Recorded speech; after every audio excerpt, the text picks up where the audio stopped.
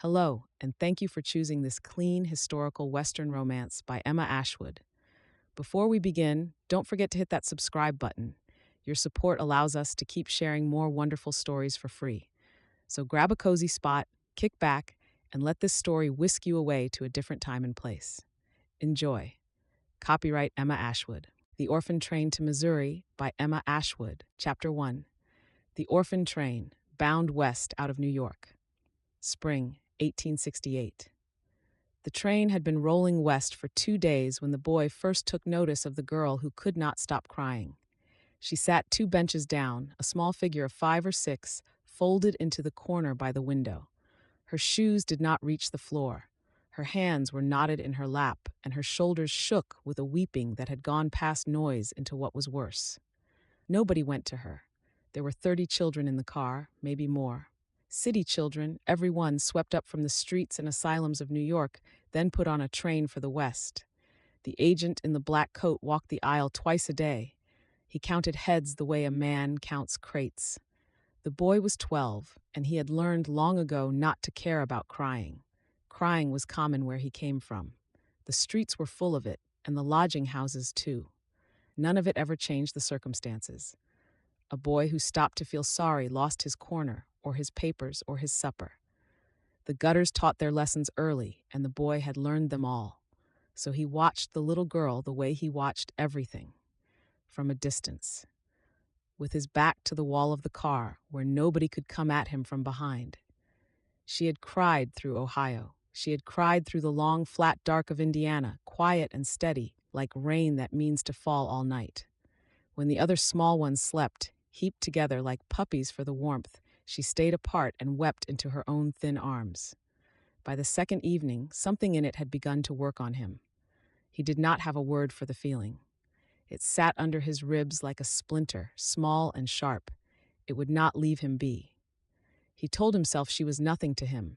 He told himself the world was full of crying girls, and no boy alive could carry them all. Still, his eyes kept going back to her. At dusk, the agent came through with the basket. Supper was bread, a fist-sized piece for each child, with a tin cup of water passed along the benches. The bigger boys at the back got theirs first because they pushed. There was one agent to 30 children, and 30 children are a tide. The little girl did not even lift her hand for her share. A piece was set beside her on the bench. She looked at it the way a person looks at a stone. Then her face crumpled again, and she turned to the black window. There was nothing out there to see but her own small ghost in the glass. Down the car, a big boy with heavy shoulders was already watching that untouched bread. The boy knew the look. He had worn it himself, hungry winters past counting. Food left alone was food lost. That was a street rule, and it held on a train as sure as it held in an alley. He got up before he had decided to. Moving down the aisle of a rocking car takes sea legs. He had ridden the cars for 2 days, and he made no stumble of it. He sat down on the bench across from the girl, plain as you please, and rested his elbows on his knees. "You going to eat that?" he asked. The weeping hitched. 2 eyes came up to him, brown and swollen, wary as a cat's.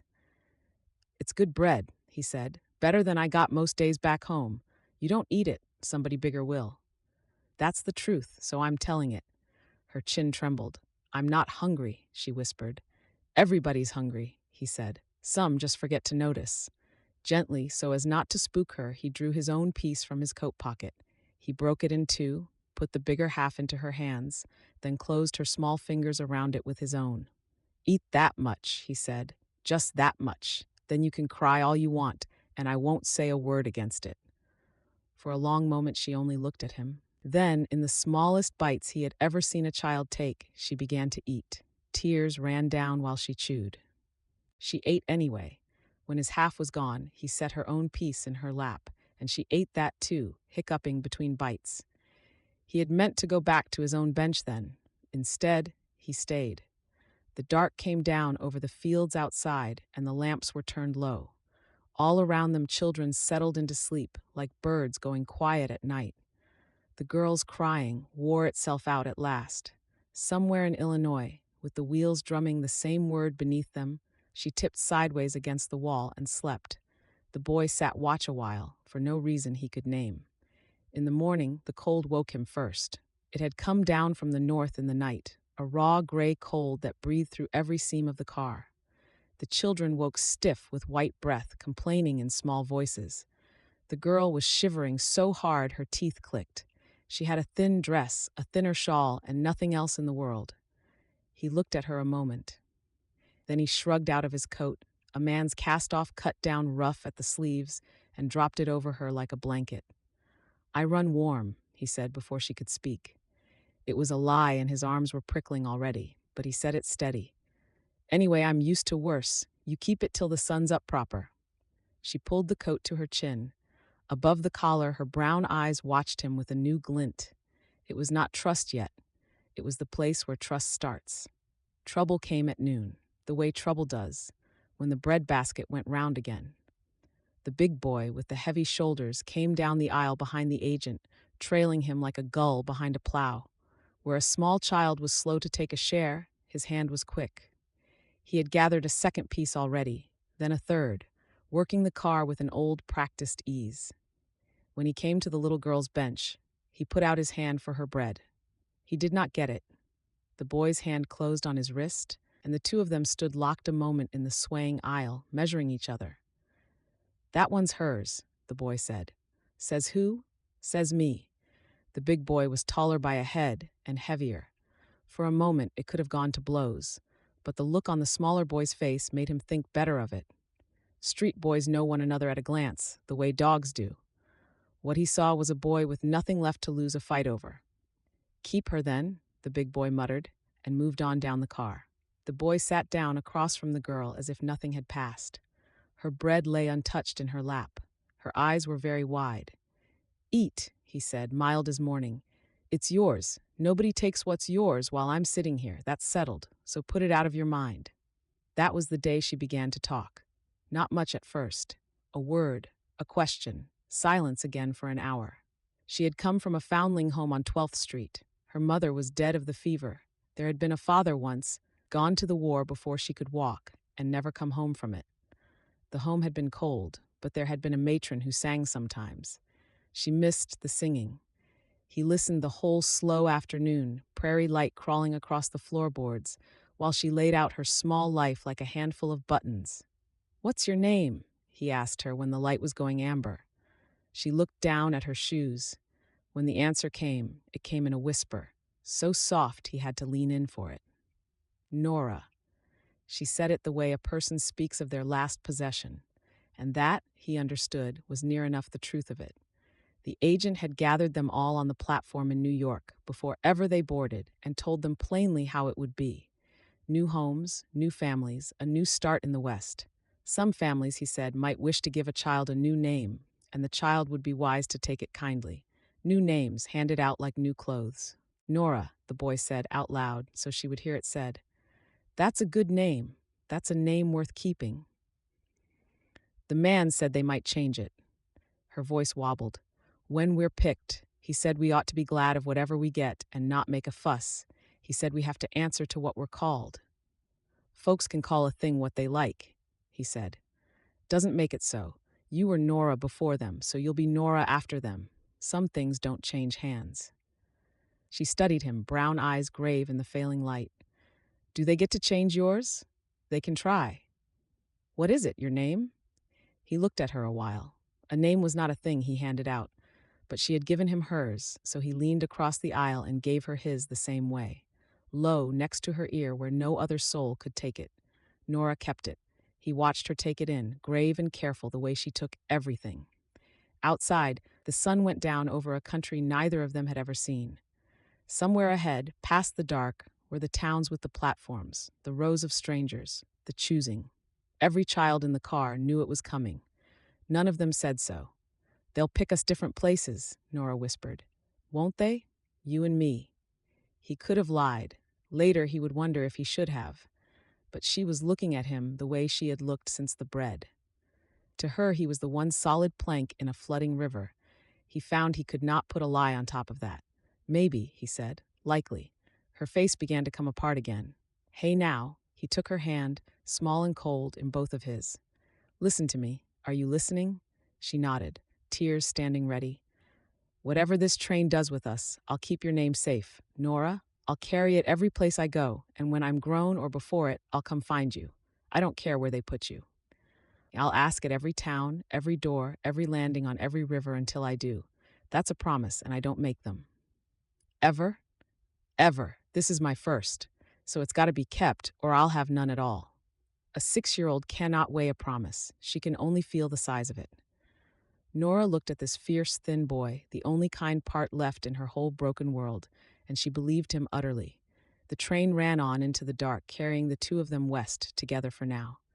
And in the corner of a rattling car, a girl slept without crying for the first time in 4 days. Her small hand stayed in his all night, holding on to a promise that would have to last her 20 years. Chapter 2. The nights were the worst. Every child in the car knew it, though none of them said it out loud. By day there was scenery to look at. Fields ran past the windows, brown and endless. Here or there, a farmhouse stood alone under the big sky. There were rivers to cross, with the wheels drumming hollow over the trestles. There was the bread, twice a day, and the water cup going down the benches hand to hand. But when the lamps were turned down, the dark came inside. Then the car filled up with small sounds, a boy crying into his cap 2 benches back, a girl saying a name over and over, someone who was never going to answer. The littlest ones whimpering in their sleep, and the wheels underneath it all, saying the same word mile after mile after mile. Gone, gone, gone. Nora had cried the first nights too. She knew how the dark pressed down, but she did not cry anymore. And the reason sat across from her with his back against the wall of the car. On the 3rd night, when the sounds began, the boy leaned forward. "Hey," he said, soft. "You awake?" She nodded in the dark. "Come sit by me then. I'm going to tell you a story." She crossed the aisle with her shawl around her. Against his shoulder she settled, small and light as a bird. For a while he said nothing at all. She could feel him thinking, the way you can feel a kettle before it sings. "Once there were 2 children," he said at last, low, under the sound of the wheels.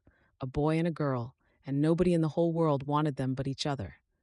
Nora went very still. So one morning, early, before the town was up, they went down to the river, and there, tied in the reeds where nobody had ever noticed it, was a little boat. Just their size, as if somebody had left it for them special, a long time back, and it had been waiting all that while. "What color was it?" Nora whispered. He paused, and she felt him smile in the dark more than saw it. "Blue," he said, "blue like a jay's wing, with one white stripe painted round it. And the rope holding it was old, but the boat itself was sound as a barrel. So the boy handed the girl in and pushed off from the bank. Then he jumped in after, and the river took them." "Where did it take them?" "That," he said, "is the story. The river is the longest river there ever was. It goes past everything." He let the wheels roll a moment under them. "Away down at the end of it, farther than any map goes, there's a place.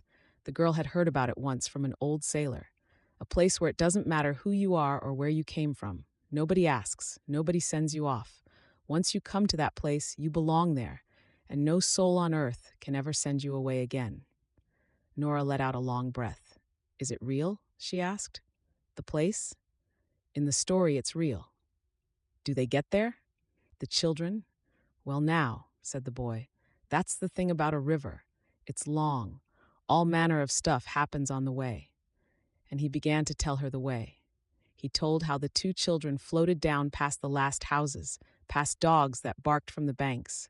A fisherman tipped his hat as they went by, having taken them for royalty traveling quiet. He told how they ate wild plums that hung down over the water. So many the girl got a stomachache. He told how they slept under the boat, turned over on a sandbar, snug as mice. The wheels ran on underneath. One by one, the crying sounds around them stopped, as here and there a child gave up grief for sleep. Frost flowered on the window glass. At the far end of the car, the lamp swung with the curves, throwing its little light up the aisle and back. Nora hardly noticed any of it.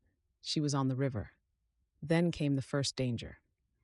A snag in the dark water that near tore the little boat open. Nora grabbed his sleeve with both hands. The boy steered his story gentle then. His little boat scraped through. The children bailed her out with their shoes, laughing with fright, safe again on the wide brown current. And round the next bend, the boy said. Then he stopped. Nora waited. The pause stretched so long she finally tugged his sleeve. What? She whispered. What's round the bend? That's tomorrow night's piece. No. She sat up. Tell it now. A story keeps better than bread does, he said. You can't eat tomorrow's bread tonight, and you can't hear tomorrow's story tonight either. Round the bend is for tomorrow. Go to sleep so it comes quicker. She argued. She was 6, so she argued the way 6 argues, fierce and brief. But secretly, under the arguing, she understood the gift he was giving her. She could not have said it in words. Tomorrow there would be more story. Whatever else tomorrow brought, it would bring that. The dark was easier to bear with more story waiting on the other side of it. Nora slept. After that, it was every night, and every night the same small ceremony to begin it. The lamps went down.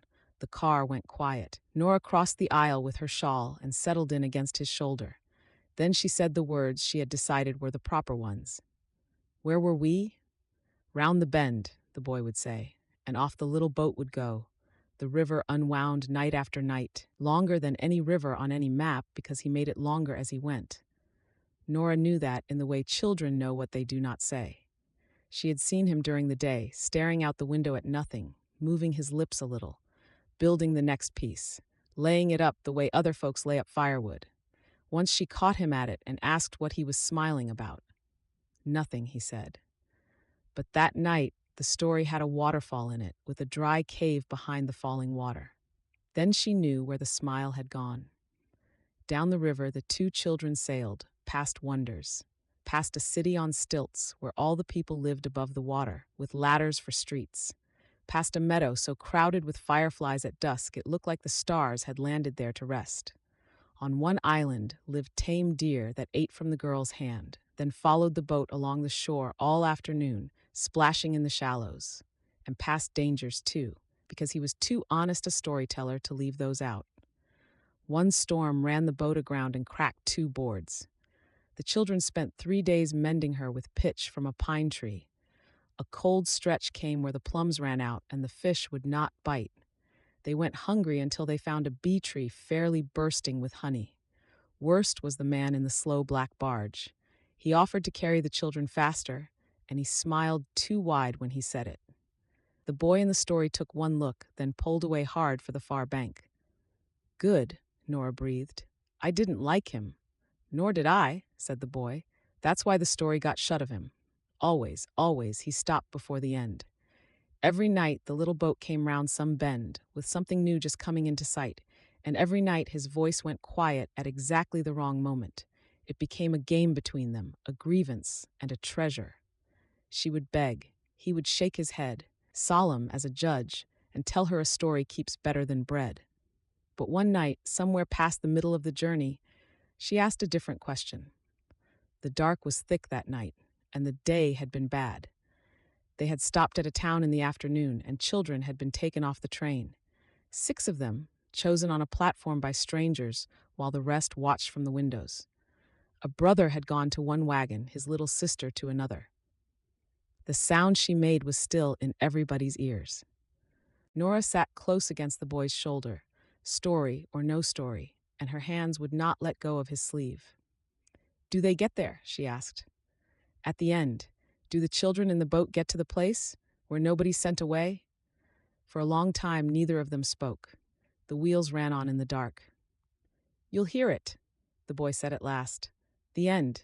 I've got it made already, most of it. It's the best piece of the whole tale, so it has to come last. You'll hear it when you hear it. But what if? Her whisper wobbled and righted itself. What if there's not time? What if we come to my town or your town before the story's done? She felt him breathe. Then you'll have to wait for it, he said. However long, that's how it'll work, see? I keep your name, so you keep my ending. I'm the only one that knows it, and you're the only one I'll ever tell. It's yours already, really. You just haven't heard it yet. Nora thought that over with her whole might. Then you have to find me, she said. Wherever they put me, else I'll never know how it comes out. I already promised that, and I have to be there when you come. She said it slowly, working it out. I have to be alive, grown maybe, and still waiting to hear it. That's it, that's your half. Waiting's a job too, and I'm giving it to you. So mind you do it well." "I will," Nora said. "I promise. I'll wait, I'll stay alive, and I'll hear the end." He shook her small hand on it, slow and formal, there in the dark of the rattling car. Neither of them knew what they had done, of course. They were children. He thought he was buying her courage a night at a time, the way you feed a stove stick by stick through a cold spell. She thought she was only getting a story. Nobody told them that a story is the one thing that cannot be taken from a child. Not by agents, however kind. Not by new families, however good. No new name could touch it, nor new towns, nor 20 years of living. Everything else the train would take from the both of them. It would deal them out to strangers, scattered across 3 states. The story it could not touch. Away down the dark car, a lamp swung gently with the grade. The boy talked on, low and steady. The little blue boat ran on down the endless river, always one bend short of home. Against his shoulder, the girl who kept his ending slept without dreaming.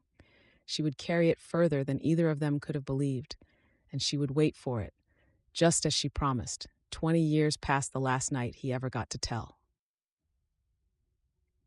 Chapter 3. The river came into sight in the middle of the morning, and the children crowded the windows to look at it. None of them had ever seen such a river.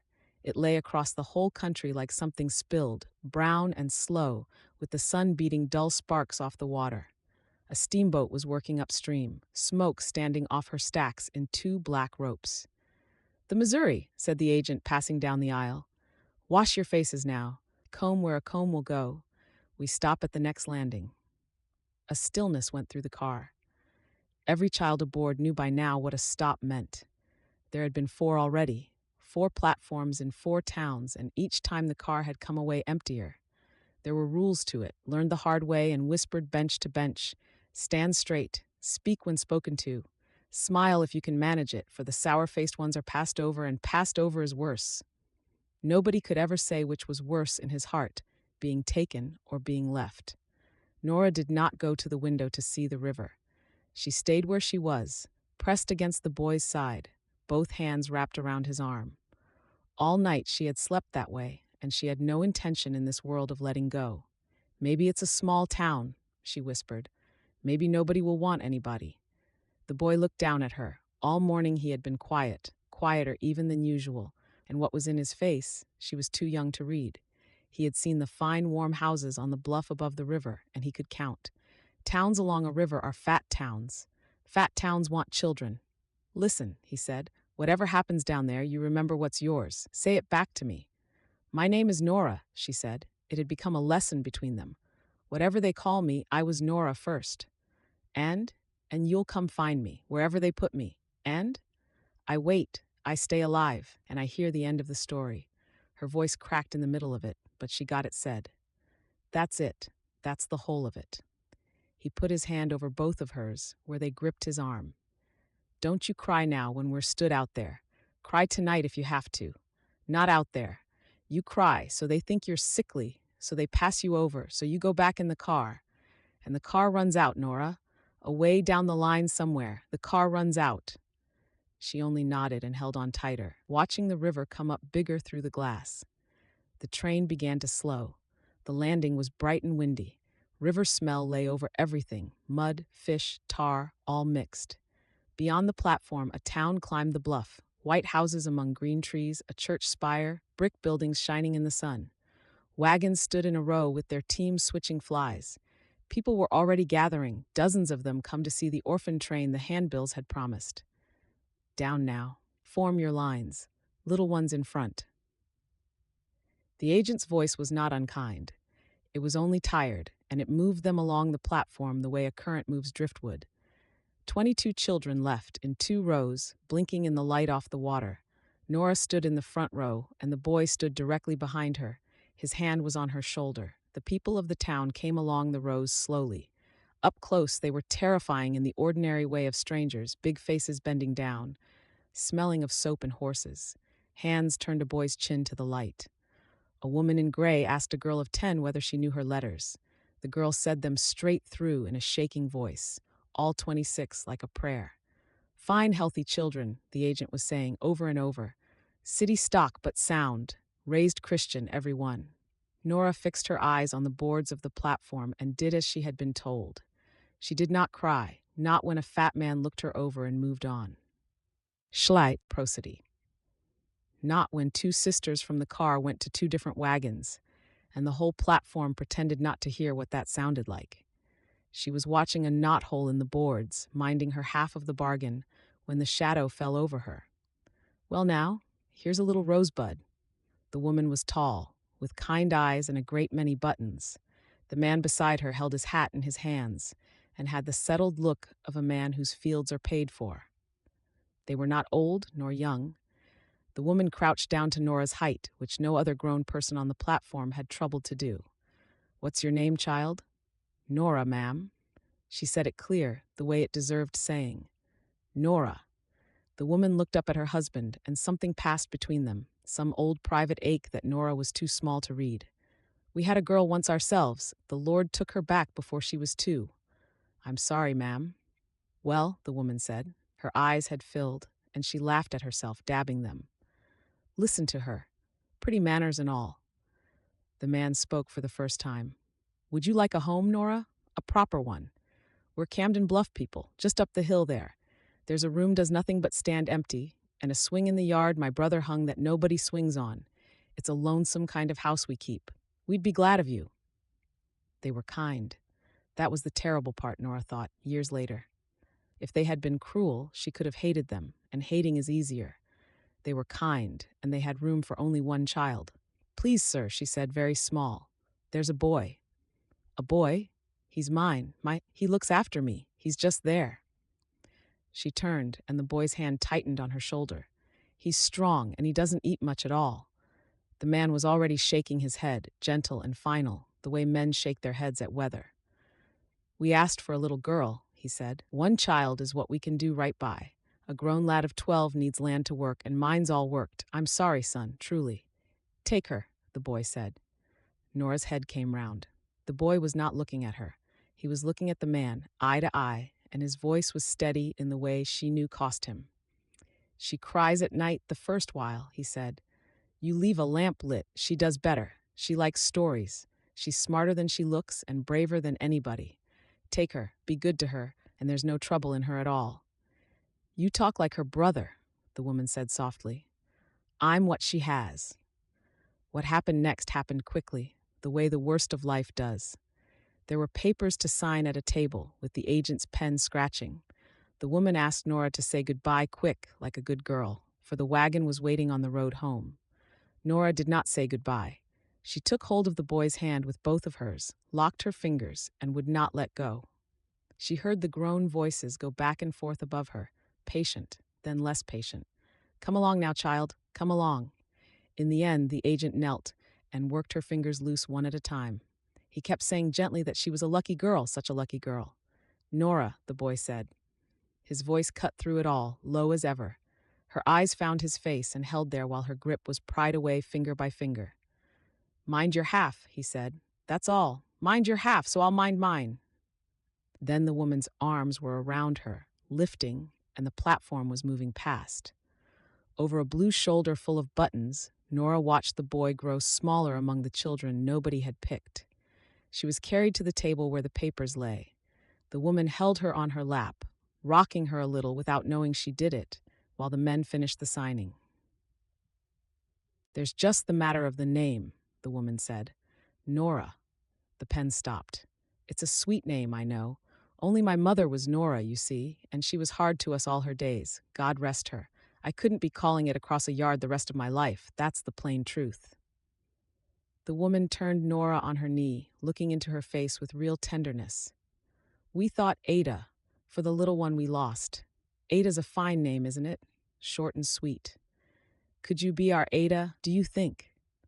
Nora looked at her. She was 6 years old, worn out, 100 miles past the last thing she knew. She understood, in the wordless way of children, that this question was not really a question. It had already been answered at the table, in ink. "Yes, ma'am," said the girl who was Nora. It was then, over the woman's shoulder, that she saw the farmer take the boy. He was a big man in a hat gone dark with old sweat. He had come late, and he did not crouch down to anybody. She watched him walk the line of leftover children like a man buying a horse. At the boy he stopped, felt his arm, looked at his teeth. Papers were signed at the table. "That one's bound for out past the county line," somebody said. "Long ride." The boy went where he was steered, his eyes going back and forth across the crowd all the while and looking for her. Nora squirmed round on the woman's lap and threw up her hand, high as it would go. He found her. Across the whole crowded landing, over the heads of strangers, the boy looked at her. It was the look from that first night when he broke his bread in half. The farmer's hand was on his collar, steering him at a wagon. He dug in his heels, twisted half round, and shouted. The wind off the river took some of the words, but not all of them. Not the ones that mattered. He would find her. Remember the story. Stay alive, wait, and hear the end. The farmer jerked his collar so hard his cap fell. The crowd shifted, and the wagons came between. Just like that, the landing was only a landing again. Nora stared until her eyes burned at the place where he had been. Strangers' backs, a mule team, the bright and empty day. He was gone.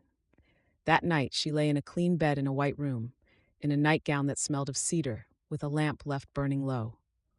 An hour, the woman had sat with her, stroking her hair, calling her our Ada, our blessing. The new name sat on her like a shoe not yet broken in. The house was kind. It would go on being kind for 20 years. When the door was shut and the footsteps gone, the girl slid down deep under the quilt, where the dark was her own. She did not rightly know what she was doing. She only gathered up what she had left of him, holding it close. A name that was hers, a promise that was his, a story with no end yet.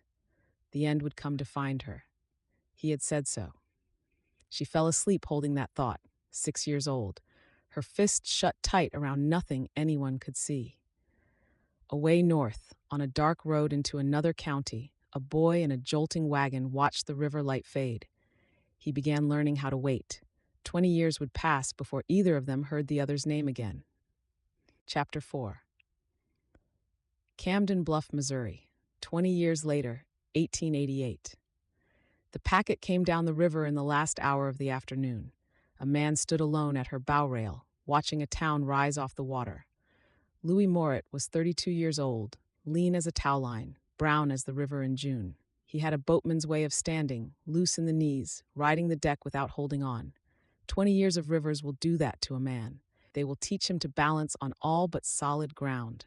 Camden Bluff. He had waited most of his life to see it again, and now that it lay before him, he could hardly breathe. The town had grown. He remembered white houses on a green bluff, a spire, a street of brick.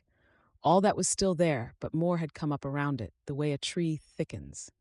Warehouses stood along the levee now. A mill smoked away upstream. The bare, windy platform he remembered was a proper riverfront now, stacked with freight, loud with rousters singing a load ashore. 20 years. A town does its growing in 20 years, so does a boy. The packet swung in, backed her wheel, kissed the landing soft as you please. Lines went out. The stage came rattling down. Louis shouldered his whole life, which fit in one canvas bag, and walked ashore into the town where he had last seen her. What he carried besides weighed nothing at all.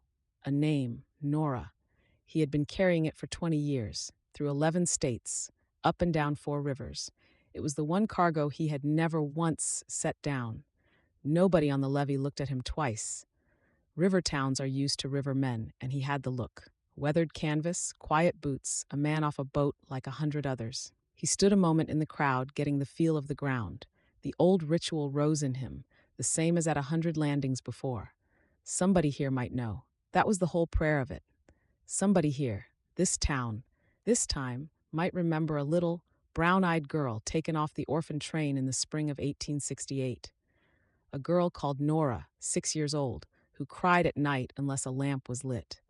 He had asked at every town on the river, storekeepers, ferrymen, preachers, old women on porches who remembered everything the century had done. 20 years of handling had worn the question smooth, so he could ask it now in a voice that sounded almost easy. Almost as if the answer were a small thing. Almost as if a no could not knock a week's sleep out of him anymore. It had taken him 20 years to come here, to the one town where the trail truly started. The reason was simple and hard.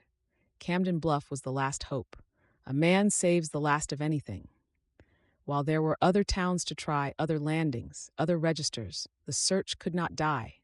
There was always somewhere he had not asked yet, but he had run out of somewheres. He had worked through every river town in the state and 3 states besides, year over year, wages spent on nothing but the asking. This was the end of the list. This was the town where the train had stopped. Here the wagons had waited, and a woman with many buttons had carried a small girl away into the crowd. If nobody here remembered Nora, then nobody anywhere did. And then there would be nothing left of her at all, except a story with no one to tell it to. Louis picked up his bag and climbed the levee into town. The light was going long and gold. He walked the brick street slow, reading it the way a man reads a stretch of new water. A courthouse now, a newspaper office, a barber pole, wagons rattled home from the mill, and somewhere a school bell counted out the hour. His plan was the plan of 20 years worn to habit. Find a cheap room, find supper, then in the morning, begin. The church registers first, for a christening or a marriage might carry the name. Then the courthouse, then the old men who sat where old men sit down watching the boats.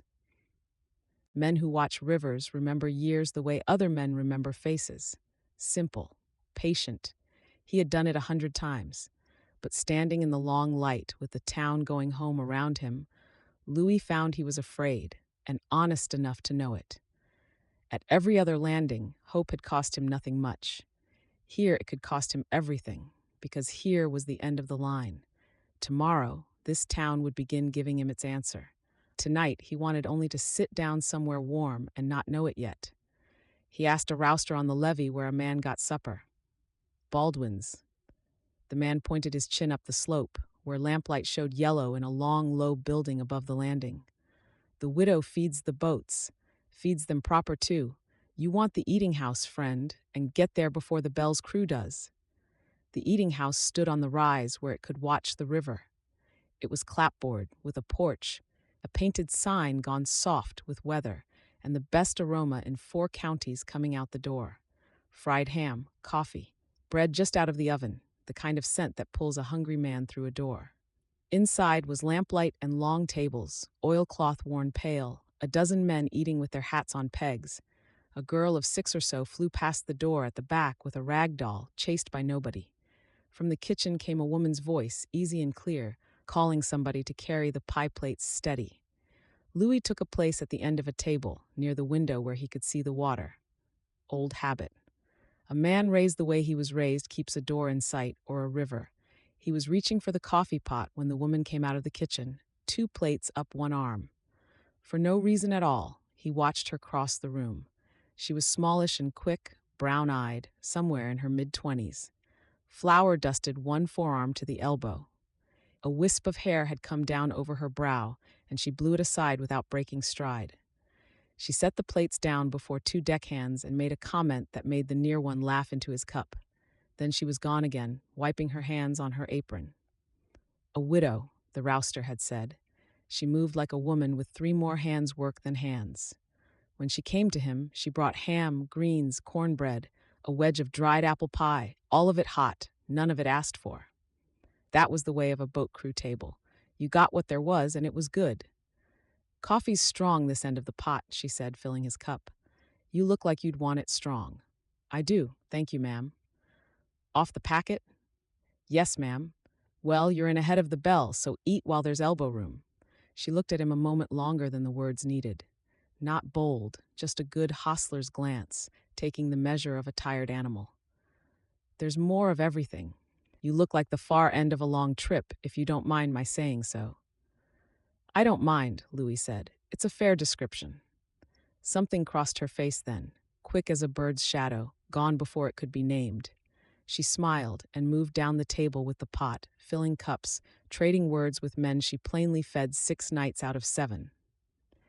Louis sat still, fork in hand, and could not for his life have said what had just happened to him. Nothing had happened. A tired stranger had been given supper by a kind woman who made her living serving supper to strangers. He bent to his plate, and the food was better than any he could remember. All the while some part of him followed her around the room, the way a compass needle follows north. The tug had no sense in it. He turned it over while he ate, examining it, suspicious of it. Her voice, maybe. The pitch of it, perhaps, low and carrying, that landed on him like a word he almost knew. Sepper. Or the way she stood a half second, hand on hip, surveying a table before she waded in. Maybe it was nothing. He was 32, bone lonesome at the end of a 20-year road, and here was a warm room with a woman's laugh in it, a lonely man's fancy, that was all. Some drifter blows into a town, and the first kind face he meets, his fool heart tries to make a home of it. Not tonight, Louis told himself. Not this town of all towns. He had business here, 20 years of business, and it had nothing to do with a brown-eyed widow who fed the boats. The little girl with the rag doll made another pass through the room. Captured by a customer's knee, she stood negotiating her release with great dignity. The widow called her sissy. Come away now, let the man eat. A boy of 10 or so hauled a filled wood box through the kitchen door, dark-headed and grave. Louis's eyes marked them without meaning anything by it. Her children, likely. The place had the feel of children kept close. He ate all of it, down to the pie, the finest thing that had happened to him in a month. Full dark had come on outside. Below the window, the river had gone to iron and lamp glimmer. Somewhere down around the bend, a late boat moaned. Tomorrow the courthouse, the church books, the old men on the levee. Tomorrow this town started answering. The widow came back with the pot one last time. Room at the top of Front Street, if you're wanting one, she said, reading him the way she likely read every man off every boat. Mrs. Hale keeps it clean. Tell her Ada Baldwin sent you, and she'll not overcharge. Ada Baldwin, he repeated, fixing it in memory. I'm obliged, ma'am. It was a fine supper, finest in a long while. That's what we're here for, she said, simple as that, and gathered his plate. Good night, then. Rest well. For no reason on earth, a wish to say more rose up in him, so strong it startled him. To keep her one more sentence at the end of his table. He put the wish away, paid his 2 bits, and took his bag off the floor. At the door, he glanced back once. Ada Baldwin stood in the lamplight with a stack of plates along one arm, laughing at the words of a boatman. The loose wisp of hair had come down again over her brow. A settled woman in a settled town, with her name on the sign out front. Nothing in the world to do with him, or with the small cold ghost of a name he would begin hunting in the morning. Louis stepped out into the river dark and pulled the door to behind him. And so the evening closed on the two of them, a widow washing up by lamplight, a drifter walking uphill to a rented bed. Neither one lay awake. Neither one had the least idea, that first night, of what the river had just done. It had carried him 1,000 miles, through 20 years, past every town in reach of the water. And it had set him down at last at the very door he had been searching for. The river was done with its work now. The rest it left to them. Chapter 5. The day began for Ada Baldwin, an hour before it began for anybody else in Camden Bluff. In the dark, before first light, she was down in the kitchen, raking the stove alive, setting the first bread of the morning. By the time the sun found the river, the coffee was on, the ham was sliced, and the long tables wore fresh oilcloth. When the first boat whistled below the bluff, Baldwin's was ready for whatever the water sent up the hill. Summer mornings, the work was almost pleasant. Silver light came up off the river while she worked, and swallows cut past the kitchen window. The whole town below her smelled of wood smoke and wet stone. Year in, year out, she had stood at that stove. She could have found the coffee mill blindfolded. That was the whole trick of her life, and she knew it. Be ready before the day is. A widow who waits to be caught up with gets caught. The eating house had been her husband's notion, back when the town was smaller. Feed the boats, Henry used to say, for the boats are always hungry. He had built the long room himself and the porch that watched the river. The sign out front he had painted too. The weather had worn his lettering soft, but she would not repaint it. His hand had made those letters. They could fade at their own pace. Henry Baldwin had been dead 3 years now. The fever had taken him in a single August week. A big laughing man burned down to nothing before the month turned. It had nearly taken Will too. Some nights she still woke listening for 2 sets of breathing down the hall. Then she had to remind herself that one of them was under the churchyard grass. 3 years. 3 years of doing the work of two people on the sleep of half a one. She had kept the eating house going by main strength because the choice was that or charity. Charity she had swallowed enough of as a child to last her. She fed the boat crews, the drummers, and the mill hands. Her accounts she kept in a school copybook. She mended her own roof shingles until she got too proud to fall off a ladder. Her children she raised above the clatter of the landing. The children were the reason for all of it. Will was 10, dark and watchful, his father over again in miniature. He hauled wood, toted water, and did a man's worrying on a boy's shoulders. Since Henry died, he had appointed himself the guard of the house. Nobody had asked him to. Nobody could talk him out of it. Sissy was 6, fair where her brother was dark, and afraid of nothing on this earth. She had been barely 3 when her father died and did not carry the weight of him the way Will did. Life to Sissy was a porch to run on, a landing full of interesting strangers, and a mother who could be begged for stories. Stories ruled bedtime in that house. The river one, Sissy would demand, night-gowned and imperious, the 2 children in the little boat. And Ada would tell it the way she had told it 100 times. She never had to think where it went. The old story ran in her like something learned before memory, which was near enough the truth of it. Where the story had come from, she could not say. It had simply always been with her, the way her own hands had. The town of Camden Bluff, meanwhile, had plans for the widow Baldwin. Nobody had ever said so straight out. It came at her sideways, as was the way of towns. After church, a neighbor woman would squeeze her arm and say what a fine man Mr. Shaw was, and how hard it must be managing alone. The storekeeper let it be known he thought the mill owner steady as a courthouse. Even the preacher smiled on the pair of them together, gentle and public, like a man blessing a crop he expected to come in. One church supper, a neighbor woman had counted the years off on her fingers for Ada's benefit. 3 since Henry, 10 since Mr. Shaw's poor wife sent. Then she had smiled like a woman closing a hymn book. Everett Shaw. The town had him picked, weighed, and all but wedded to her. Ada understood it. She could even agree with it in the daylight part of her mind. He was a good man, a kind one, and he had been patient with her mourning past what most men would have been. Marrying him would settle everything that 3 hard years had not settled. It was only that a person's daylight mind is not the whole of a person. Somewhere below it lived a stubborn entity that would not say yes yet and would not tell her why. Into the middle of all this, off a June packet, had come the boatman. She noticed him the first evening only as she noticed any stranger. A lean, dark, quiet man at the end of a table, tired past his years.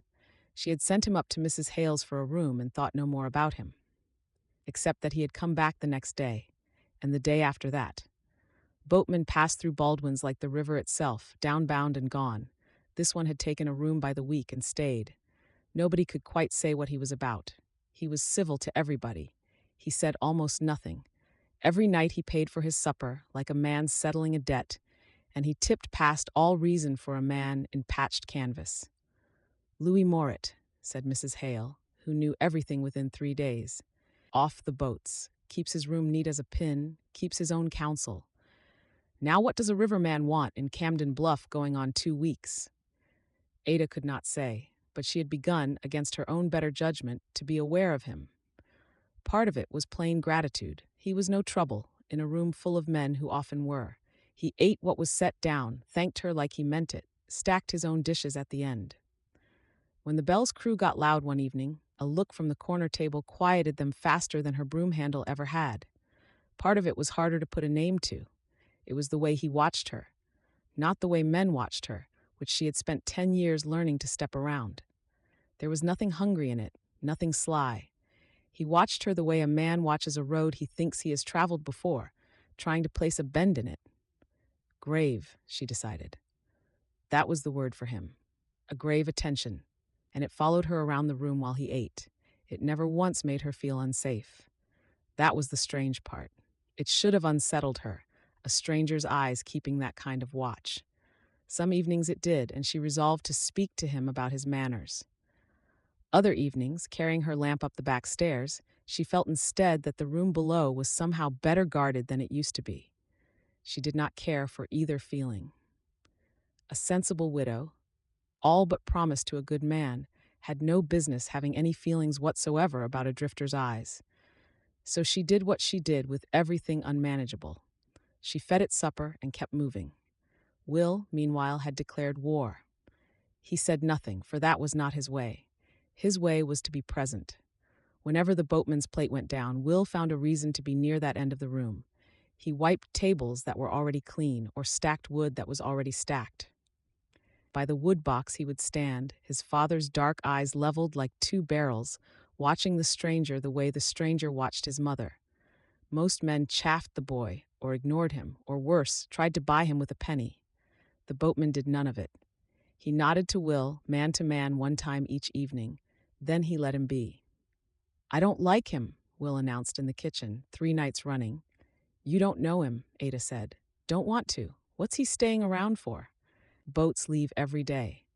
His business is his own, so long as he pays for his supper. Now stop looming over the customers, or I'll put you to scrubbing pots where you can loom at your own reflection."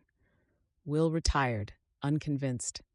In the doorway he turned, and for a moment his young face was so exactly Henry's that her breath caught. "Pa wouldn't like him either," he said, and was gone up the stairs before she could answer. Ada stood a while by the stove with a dish towel in her hands. The unfairness of it stung, and the truth of it stung worse. Not the part about Henry. Henry had liked everybody. That was half of what she had loved in him. No, the sting was in what stood behind Will's words, plain as a fence post. The boy had lost one man from that house.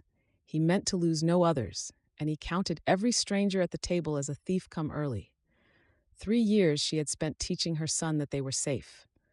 One quiet boatman had put him back on watch in a fortnight. She ought to want the man gone, for Will's peace, if nothing else. She stood there, hunting for the wanting, and it would not come. Later, with the children asleep, she carried the lamp through the empty dining room, straightening benches. At the corner table she paused, her hand on the wood. It was the one with its back to the wall and its eye on the river. He always sat just there where a man could see the door, the water, and everything between. "Louis Morit," she said to the empty room, trying the shape of it. The name held no meaning to her. There was no earthly reason it should. He was a stranger, 2 weeks off a downbound packet, and he would be gone when whatever business held him let him go. Camden Bluff was full of good people she had known her whole remembered life. It made no sense at all that the house felt more like itself with a nameless drifter eating quiet in the corner of it. She took her lamp and went up to bed. At the top of the stairs she stopped, the way she did every night. The small window there looked down the dark slope to the river. A lamp still burned in the top of Mrs. Hale's house on Front Street. She wondered, before she could stop herself, whether the boatman was sitting up by it. What did a man with such tired eyes wait up for? Wondering about him. Now that was new, and it would not do. Ada Baldwin blew out her lamp, said her prayers, and instructed her heart to be sensible. It was the first instruction her heart had ever taken from her poorly. And far down under the sense, something older than the name she wore had begun, very quietly, to listen for him. Chapter 6. Everett Shaw came calling on Sundays, and he came the way he did everything. On time, in good broadcloth, with his hat brushed and his intentions plain. He had walked Ada home from church for a year now. It was settled, part of the Sunday shape of Camden Bluff, like the bells and the dinner smells. Folks nodded to the pair of them on the plank walk. The mill owner kept his measured stride, and the widow walked her 2 children in front where she could see them. Nobody smirked, and nobody whispered. It was all as respectable as a deed of title. This Sunday was fine and blue, with the river showing between the houses at every cross street. Sissy ran ahead gathering the last of somebody's fence roses. Will walked exactly halfway between his mother and Mr. Shaw, which was his own kind of answer. "The house finished painting Thursday," Everett said. "The white with the green shutters, as you liked. I confess it sits there looking rather empty of purpose." "It's a fine house, Everett." Sissy doubled back to present him a rose. He accepted it with the gravity of a man taking delivery of freight and threaded it through his buttonhole. She skipped off satisfied. Will watched the whole transaction and offered no opinion. It is, fine and foolish, a house that size with one middle-aged man rattling in it. He said it without self-pity, a man stating a fact of inventory. There's a room facing east, gets the morning sun. I had thought, if matters ever arranged themselves, it would do for a schoolroom. Children ought to have somewhere warm for their lessons. That was Everett's way of courting. He never pressed and never flattered. He built the future in plain sight, room by room, and left the door of it standing open where she could see in. Ada walked a while with her eyes on Sissy's bobbing head. He was a good man. She knew it the way she knew bread from stone. 40 years old, a widower these 10 years, childless. The mill was his, the warehouse too, with half the freight on the landing moving to his ledger. He could have courted anybody. Rich men's daughters had been walked past him in Sunday dresses for a demurrage. Each time he had tipped his hat, then gone home alone to his accounts. Instead, he sat every Sunday in her worn parlor, over the eating house, drinking her coffee. He asked after her children's lessons as if the answers mattered. They did matter to him. That was the factor about Everett Shaw a person could not get around. He had buried a wife 10 years back and never once spoken of it to Ada beyond the fact. But she had seen him stand a moment some Sundays at the churchyard fence on the way past. A man who tended one grave faithfully would likely tend a family the same. "You're quiet," he observed, mild. "I'm adding up my blessings. It's slow work. You keep bringing more figures." He laughed at that, a short, true laugh that made two passing deacons beam at them. Then he was grave again. "I won't press you, Ada. I said I'd wait, and I'm a man of my word. But I'll say the whole of it once more, so it's said." He stopped walking and turned his hat brim once in his hands, like a boy half his size. They walked a few steps in quiet. "I can give you a settled life. The children schooled and provided, the house warm, the winters certain.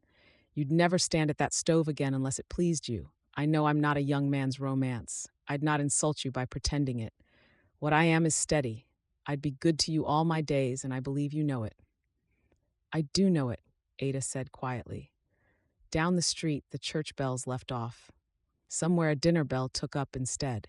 He waited without pressing, the way he waited on a slow shipment, sure it would come. "Then that's all my speech." He set his hat back on. "The rest is yours, whenever you care to make it. There's no hurry in me, only hope." They walked on. Ahead of them, Sissy had stopped at the eating house porch, waving her roses like a signal flag. The ordinary noise of Sunday dinner came down the hill to meet them, and Ada thought, not for the first time, that she would probably marry him. She could find no reason on earth not to. She was fond of him. Trust was there too, which was rarer.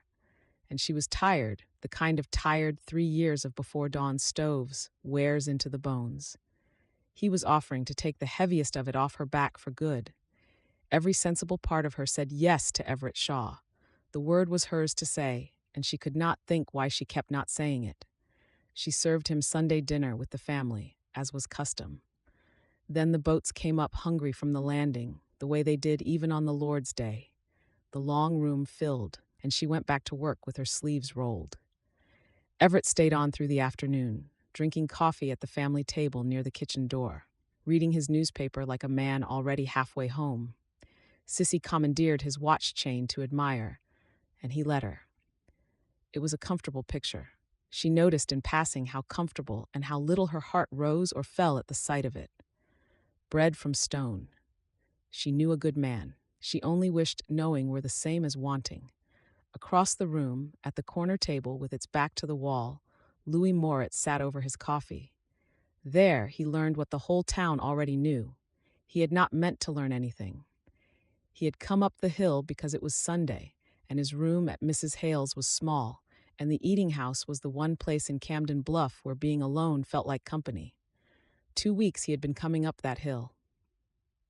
He knew the smell of the place now the way he knew boats, could tell from the porch whether the pie was apple or peach. Then the mill owner had come in with the family from church and sat down at the family table. One look, and Louis understood what he was seeing. It was in the way the man hung his hat on the peg by the kitchen door without looking. That peg was plainly his. It was in the way the neighbors nodded at him sitting there, unsurprised. Most of all, it was in the way the widow poured his coffee first, thinking nothing of it. Theirs was the easy, worn-in courtesy of two people the town had already married in its mind. Something in Louis's chest went cold and began, very quietly, to tick. He made himself study the man, fair and square. 40 or thereabouts, solid, well-kept, gray, coming at the temples like frost on good timber. Prosperous, that was plain, but not soft with it. He had the hands of a man who had stacked his own lumber in his day. When Sissy commandeered his newspaper to make a hat, he folded it for her along the proper lines, patient as a Sunday afternoon. A decent man. Louis had drifted through enough towns to know the breed at sight, and the knowing made the coldness in his chest no better at all. He had learned men the way he had learned water, by watching what they did when nothing pressed them. This one stood when the widow came near and did not know he did it. This one had courted a year without once pushing. Decency, patience, means. A woman could go the length of the river and not do better. He caught himself sizing the man up like a rival and was ashamed. Rival. There was a word with no sense in it. A boatman 2 weeks off the river, rival to the mill owner of Camden Bluff, and over a widow whose given name he had learned from a landlady. He had spoken perhaps 40 words to Ada Baldwin in his life, and most of those were "Thank you, ma'am." Bending his eyes to his cup, he told himself the plain truth, the way he had told it on 100 landings. He was a passing man. Passing men had no stake in the towns they passed. The widow's courting was her own concern. The towns, the mill owners. It was no more Louis Moritz business than the price of Sunday hats. The truth sat in him about as well as a swallowed hook. He watched her cross the room with the coffee pot, laughing at a remark by a deckhand's wife. Around the eyes she was tired in a way the laugh did not cover. He watched the mill owner watch her too, with a settled, patient wanting that any man could read. And the cold ticking in his chest wound itself tighter, counting off something he could not name. Days, maybe. It felt like days. There was no reason on God's green earth for it to feel like days. He had come to this town for one purpose, and it was not this. Somewhere out in the county, or down the next reach of the river, there was a woman who had been a girl called Nora. 20 years he had carried her name. That was his business in Camden Bluff, his only business. When it was finished, however it finished, the river would take him on the way it always had. The widow Baldwin would marry her mill owner. The town would eat the wedding supper, likely in this very room. It was a good ending to a hard story, and none of his. Louis paid for his coffee and let himself out into the Sunday afternoon. The light off the river was long and gold, the way it had been the evening he landed. All around him the town lay settled and sure of itself, every soul in it belonging to every other. Down the hill, tied along the levee, a Sunday idle packet sat getting up steam for the morning run south. Her stage was down, her firebox glowing against the dusk. Her class he knew, her draft, near enough her cargo. He could have walked aboard in the dark without stubbing a toe and been in Boonville by dinner. For a moment he stood looking at her the way a man looks at an open gate. He could be aboard at first light, ask his questions in the next town and the next, the way he always had. Leave Camden Bluff to its weddings. Instead, his feet turned up Front Street toward Mrs. Hale's, past the White House with the new green shutters, and the cold clock in his chest ticked all the way home. No concern of his. He set it to the dark that night, more than once, lying on a rented bed listening for the river. Any man alive can tell when he is lying. It was a long while before Louis Moritz got to sleep. Chapter 7. Monday morning, early, Louis went at last to work the town. He had meant to begin the morning after he landed. Every day since, he had found the asking one more day's rest ahead of him. The truth of that was simple, and he knew it. While the question stayed unasked, the last hope stayed alive. 2 weeks of that was as much as a man could respect himself through. He had done it 100 times in 100 towns, and the doing had long ago worn into a shape. Start with the church, for churches keep written records. Then the courthouse, then the store, where all talk passes sooner or later. Last, the old men by the water who keep the years the way squirrels keep nuts. They will share them with any stranger who has the patience to sit. 100 towns. He told himself this one was no different, and knew better with every step. The Methodist church stood white and plain at the top of Church Street. Its preacher was a young man new from Illinois, no use to Louis at all. But the old register books went back past the war. The young preacher, obliging, laid them out on a table in the vestry and left him to look. Louis turned the pages slowly, down 20 years of a town's remembering. Marriages, christenings, burials. The ink went from black to brown as the years climbed. Half a dozen times his heart jumped at the head of an N. Half a dozen times the name ran on into Nancy or Naomi or Nathaniel. No Nora. Not married, not christened, not buried. 2 hours of pages, and the name was simply not in the book. He gave particular care to the marriages. A girl of the right age would likely have wed these last 10 years, and a bride's given name stands plain in a register. Ellen's went by under his finger, Martha's, Sarah Jane's, 2 demerits of them, every one somebody's daughter. Not one of them was a Nora. An orphan girl, you say? The young preacher had come back with coffee, kind enough. Off the trains? There were children placed here. I've heard folk mention it. Before my time, I'm afraid. You might ask at the courthouse. Or honestly, sir, ask the old men on the levee. They remember what the county never wrote down. The courthouse clerk was a dry, exact little man who did not care to be interested, then got interested despite himself. 68. He said the year like a drawer he was pulling open. Placement papers would be probate if they're anywhere. We had a fire in 71, mind. Lost a wall of records. He went away a long while among his shelves. When he came back, dusty to the elbows, he laid down what he had found. 3 children, bound out off the orphan trains, their papers survived by luck. A boy, Thomas, another boy, Albert, 1 girl, Susanna. That's the whole of it? That's what the fire left, mister. What burned, burned. The store was easier and worse. Easier because the storekeeper liked to talk, worse because he talked so much and knew so little. Orphan train, sure, he'd heard tell of it before his people even came to the county. A girl called Nora? He rolled the name around like a boy tasting a penny candy. Hopeful, wanting to be of use. No. Couldn't say he'd ever heard of Nora, not in Camden Bluff. Now there was a Nora Hutchins down at Lexington Way, but she'd be 70 if she was a day. By Thursday, Louis had gone through the town the way a man drags a river. He asked at the mill office and the wharf boat. He asked the oldest deacon of the Baptist church. There was the midwife everybody called Granny Price, who had caught half the county in her hands. There were the 2 dressmakers, a saddler, the ferryman above town. Always he asked careful, casual, a man tracing a dead friend's kin, the story worn so smooth it told itself. Blank looks, shaken heads. The same sentence over and over until it took on the sound of a door closing. No Nora hereabouts, mister. Not that I ever knew. The old men on the levee were his last line, and by rights his best. There were 4 of them, more or less, on the bench by the wharf boat. Old rivermen and 1 old teamster watching the water the way other men watch a fire. It cost him 3 afternoons and a plug of tobacco to be let into the talk. He did not grudge the time. The talk ran where old river talk runs, boats burned, boats raced, the flood of 44, pilots dead, channels moved. He sat and whittled, putting in a word where a word fit. Waiting was a thing he knew how to do. Nobody learns it younger than an orphan learns it. Then, on the 3rd afternoon, in a quiet, he laid his question down gently, like a man setting a nightline. The train of 68, the children on the platform. A little girl, 6 years old, brown eyes, crying fit to break.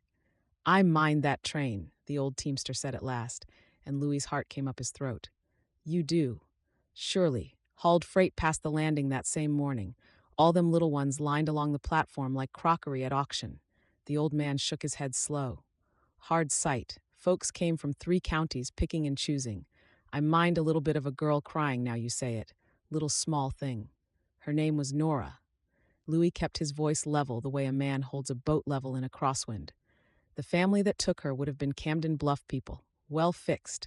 A tall woman, a lot of buttons. The girl's name was Nora. Silence, while 4 old men thought back down 20 years. Names, the teamster said finally. He spat, gentle and sorrowful, over the edge of the wharf. Mister, Them children's names came off with their coats. Whatever that little one was called before, she'd have been called something else by supper. That's how it was done. Kindest meant folks in the county did it quickest. Then the woman, the Buttons, a family that took a girl child that spring. The old men looked at one another, then at the river. One by one they came up empty. 20 years. Families had died out, moved to Kansas, gone to Texas after the panic. Buttons, mister. Every church-going woman in Missouri had buttons. "I'm sorry," the teamster said, and had the grace to mean it. "It's a long time, and we was watching the river, not the platform.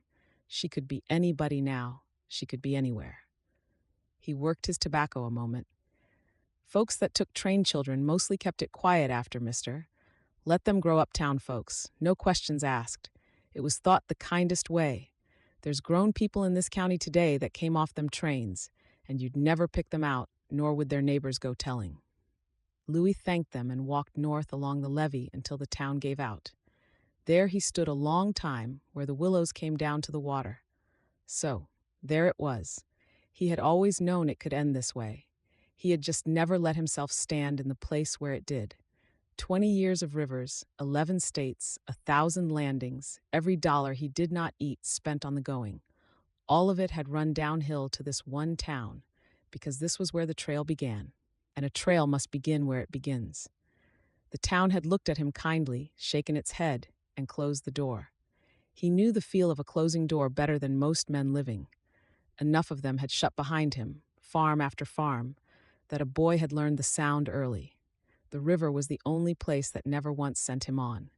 He had let himself think this town might hand him something back. That was all the hope had ever been. The willow leaves turned over silver when the wind came up the water. Evening was making down the river, the way it had made down 1,000 evenings of asking. The name was gone. That was the plain end of it. They had taken it off her at 6 years old, the way you'd take a tag off a parcel. 20 years of Missouri had grown over the place where it had been. Somewhere, a grown woman walked around under some other name, not knowing she had ever been Nora, not knowing a soul on earth was looking. If she was alive at all, if the fever years had spared her, if he should take the morning boat. He made himself say it, standing in the willows. The search here was done, and done honest. South, then. There were landings below he had never combed, Boonville, Rocheport, a dozen wood stops, with a family apiece. The method had always been the same. When a town is empty, you go to the next town. You do not stand in the willows feeling the ground give way. You go on. The river ran at his feet, brown and patient, offering to carry him the way it had carried him his whole life. And Louis stood there not wanting to go. He stood turning that over, trying to make it honest. Weariness, he told himself. 20 years of it, come due all at once. A man had a right to be tired. A man could rest a week in a clean room, eat a widow's good cooking, let his hope mend before he hauled it south again. There was sense in that. Any boatman would say so. It was a true reason, and it was not the reason. He knew both things at once. The reason had brown eyes and flour on her forearms. The reason was a lamplit room where being nobody felt for an hour every evening like being somebody expected. He had no right to it. It belonged to another man's future, a good man, a man with a painted house.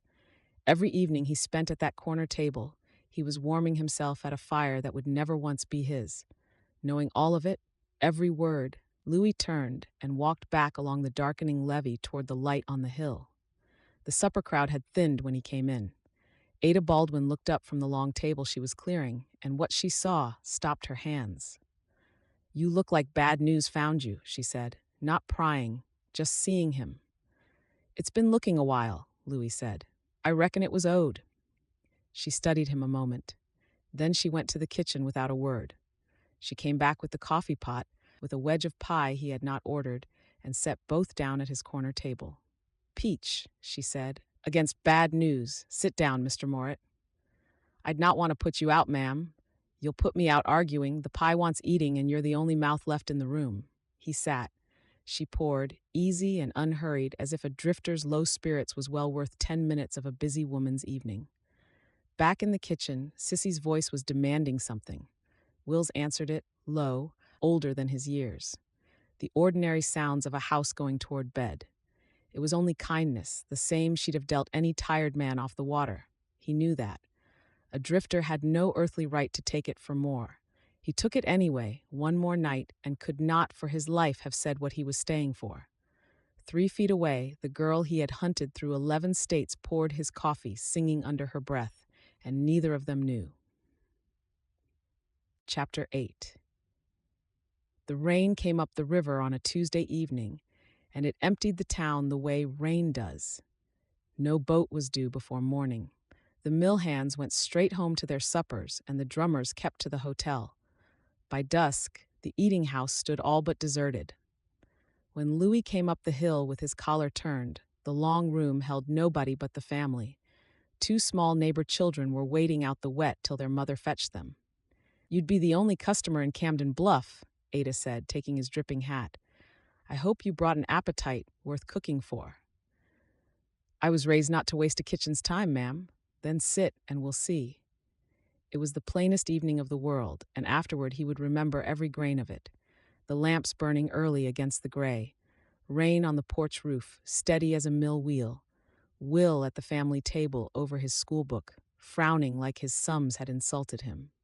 The 2 neighbor children, a boy and a girl, on the bench by the stove with Sissy between them. All 3 scrubbed shiny, restless as crickets. Steam stood on the windows. Out past them, the river showed only as a darker dark, with the rain stitching the lamplight where it fell past the glass. Ada brought him ham and greens, then set the coffee where his hand would find it. She went back to the stove for her mending basket and sat down among the children in the warm. "Now then," she said, "which is it tonight?" "The river one," said Sissy, as if there were any other. "From the sandbar. You had the sandbar last night, greedy. We'll start where the plums ran out." Louis ate, easy for once, the rain making a wall around the bright room. A story for the children on a wet evening. He thought no more of it than that. Afterward he would remember that too, how he sat there like a man on a track with his back to the train. "Now you'll remember," Ada said, threading her needle, "how the 2 children came down the river in their little boat, the boy and the girl that nobody in the whole world wanted, only each other." The fork stopped halfway to Louis's mouth. "And the boat, Mrs. Baldwin," the neighbor boy prompted. "Tell the boat." "Blue," said Sissy, before her mother could. She said it like a lesson, proud. "Blue like a jay's wing, with one white stripe painted round her, and sound as a barrel." "So she was," Ada said.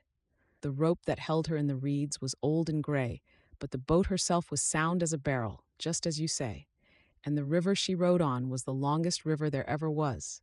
It went past everything, past the last houses and the last dogs, past the meadow where the fireflies came down so thick at dusk the children thought the stars had landed there to rest.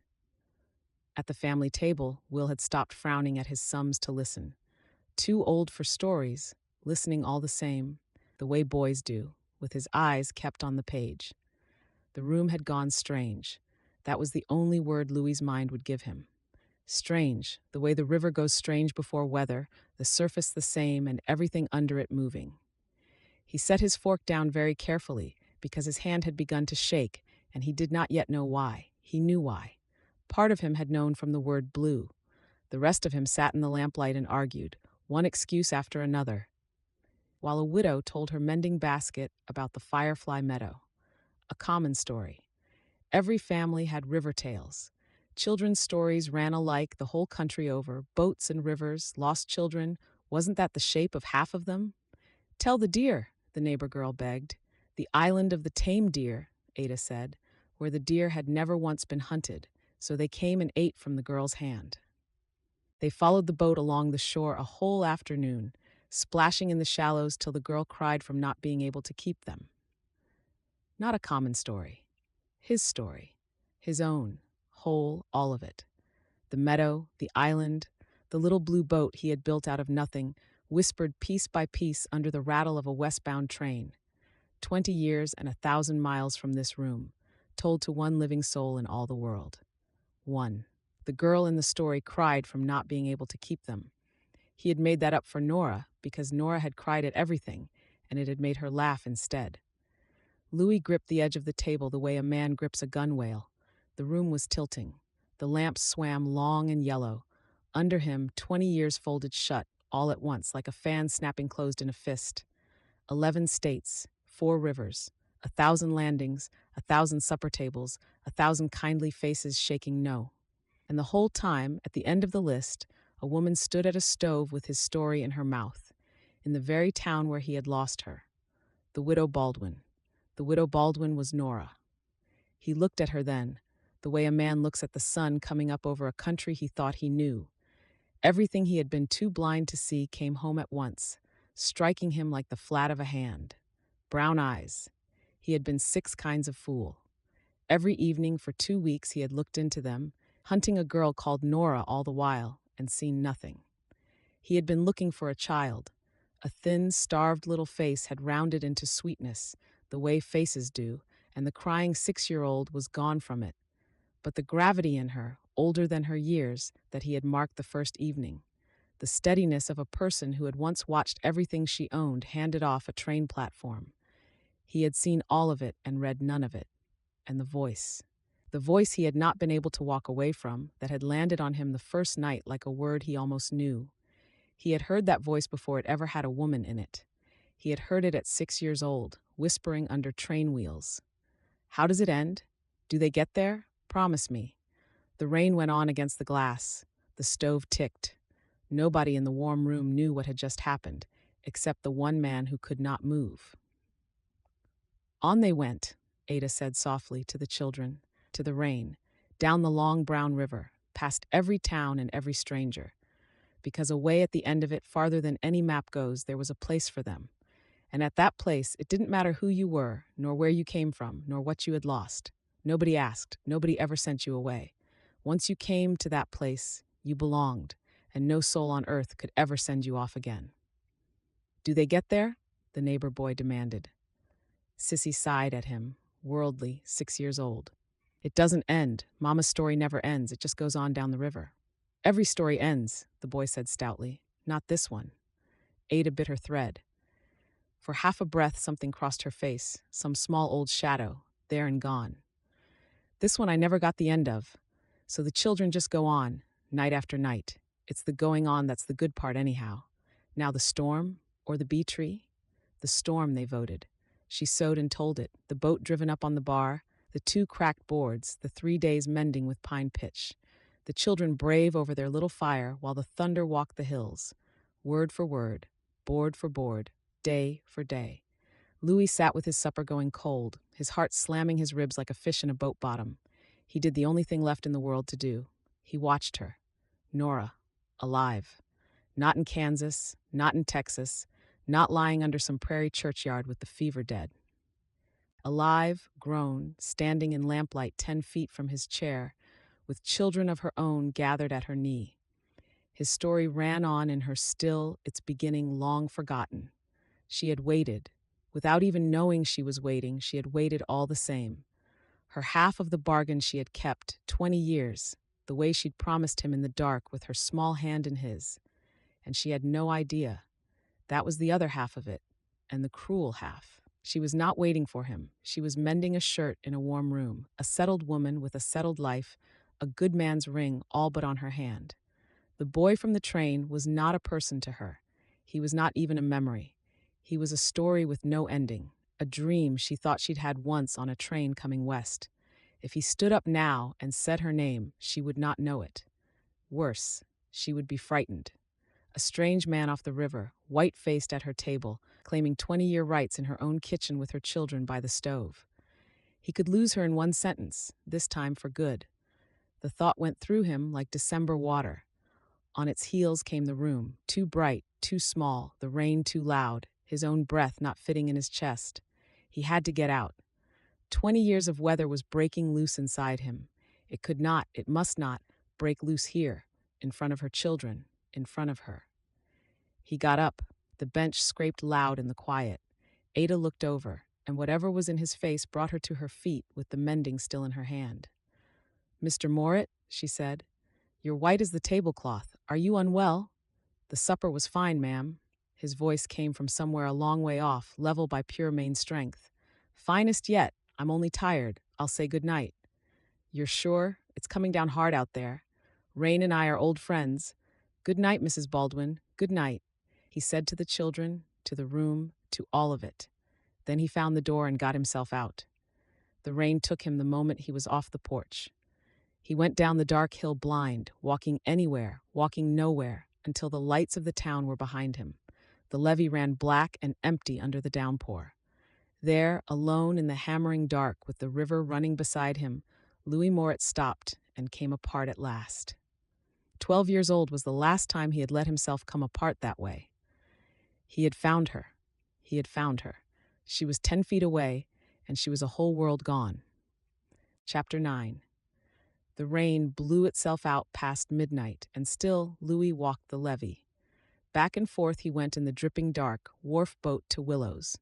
A mile at a time he walked, while the town slept on the hill above him. The river ran high and busy in the blackness on his left. His boots were soaked through. He never noticed. Once, a downbound boat passed in the dark, all lights and paddle thunder, swinging her lantern over him where he stood. Whoever kept her wheel that night saw one man alone on the Camden Bluff levee, hat off in the drizzle, and likely thought him drunk. He let the wash of her passing slap the stones and die away. Then he walked on. 20 years he had only the one prayer, sent up in the wordless way that men who do not pray still pray. And tonight, in a lamplit room that smelled of peach pie, the prayer had been answered whole. Nora was alive. He made himself stand still and say it out loud to the dark water. His voice came out cracked like a boy's. She's alive. Alive. And more than alive. Safe. Grown. Settled in a good town with a good name, respected by every soul, raising 2 children with a straight back over a clean kitchen. Every terror he had carried up and down 4 rivers was ashed tonight. That she was dead of fever, that she had been worked like a mule on some hard man's place, or gone under somewhere, the way placed-out children went under, with nobody troubling to write it down. The girl from the train had made it. She had made it better than he had. He thought of all the nights he had pictured finding her. In the pictures, she was always in trouble, always needing him, the way she had needed him at 6. Not once in 20 years had he pictured this. A warm room, a good life, somebody who needed nothing from him at all. That was the miracle. For the first hour, he simply carried it back and forth along the levee. It was too hot to set down, too precious to drop. Then, walking, he came up against the rest of it. She did not know him. She had looked straight at him not an hour ago, with the brown eyes he had hunted through 11 states. What she had seen was a tired boatman gone pale over his supper. She had asked whether he was unwell. She had wished him good night the way you wish a stranger good night, kindly, already half turned back to her mending. Of course she did not know him. He worked it out, standing in the wet dark, and the answer was pitiless. She had been 6 years old. 6. He had known her 19 days, and half of those in the dark of a rattling car. 19 days, a shared coat, a heel of bread broken in half. It was not much to have built a life on. It had been everything he had. To a grown woman, what could be left of that? A child's memory keeps by its own rules. It had kept his story, every bend of it, and let go of his face entirely. And what it had kept, it did not trust. He had heard her say it to the children, easy, smiling. This one I never got the end of. She thought she had dreamed it. The realest thing that ever passed between 2 people, and it lived in her as a fancy. Something she had made up herself on a train she barely remembered. He was not a memory to her. He was not even a ghost. Nothing at all was what he was. The boy he had been was a story's shadow, and the story was a dream. So tell her, said something young and raw in him. Walk up the hill, knock on the door, and say the word. Nora.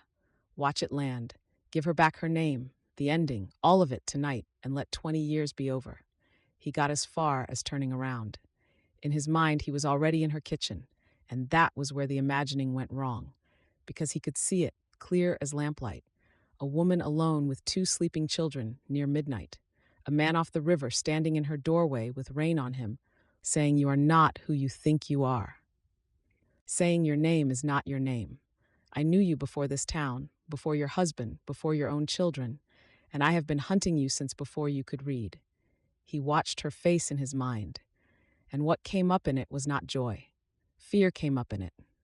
the sensible fear of a sensible woman, alone, propertied, courted by the town's best man. Here was a drifter claiming her in her own kitchen, with no people, no proof, no name he could show a court. And under that fear, worse, the older one. He had seen tonight where her life stood. Settled, the town said. Safe, said the mended accounts, the clean children, the patient suitor. She had built all of it herself, plank by plank, on top of the very hole he would be tearing back open. You are not who you think you are. A man could say that to a woman and call it a gift. It would land like a house fire.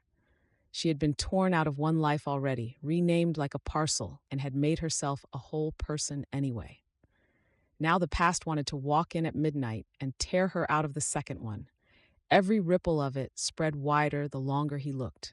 The children, the mother-in-law he had heard tell of, Shaw, and the understanding the whole town had blessed. What the neighbor women would say in a town that size about the widow and the boatman with a story 20 years long between them. He could drop his one stone into that still water, swearing all the while he meant it kindly. The rings of it would swamp everything she had. And if she looked at him then, out of the wreck of it, the way she had looked at the agent prying her fingers loose, if she looked at him like one more thing the train had done to her, he would rather drown. That was not a manner of speaking. He had seen the river take men, and he would take the river over that look any day it asked him. Louis stood on the levee with his fists shut and let that one go all the way through him. There was another road, and he made himself walk it too, fairly. Leave. The morning packet, the way he had always gone. She was found, alive, well, happier than whatever he could bring her. A man who loved a woman could call that finished and go. He could count the promise kept in the way that mattered, letting her keep her peace forever. He tried it on the way you try a boot. It would not go. His feet not wanting the boat was only half of it. The other half was the promise, the half that was hers. She had held up her end 20 years without even the comfort of knowing she was doing it. She had stayed alive. The story she had kept. She was owed the ending. She was owed her own name. And she was owed the knowing that the boy had not left her on a platform like everybody else had. Walk away now, and he made the train right. Walk away now. And she went to her grave a woman who had been left. She would never once know she had been looked for every day of 20 years. She did not need to be rescued. But she was owed the truth sometime from somebody who had carried it 1,000 miles. Not tonight, not like this. Somewhere in the smallest hours, pacing between the willows and the wharf, Louis came to the only ground that would hold. He would stay. He would say nothing. Not yet. Slowly he turned it over, the way he would sound a channel, feeling for the lie in it. The truth belonged to her, but the giving of it could wreck or bless. Which one it did would hang on matters he did not yet know. Whether her heart was truly in the mill owner's keeping, or only her good sense. Whether the past was a wound she needed left shut, or a door she wanted opened. And whether the woman she had become could want the man he had become. Not the boy, not the story. The man, standing in daylight with his hat in his hands.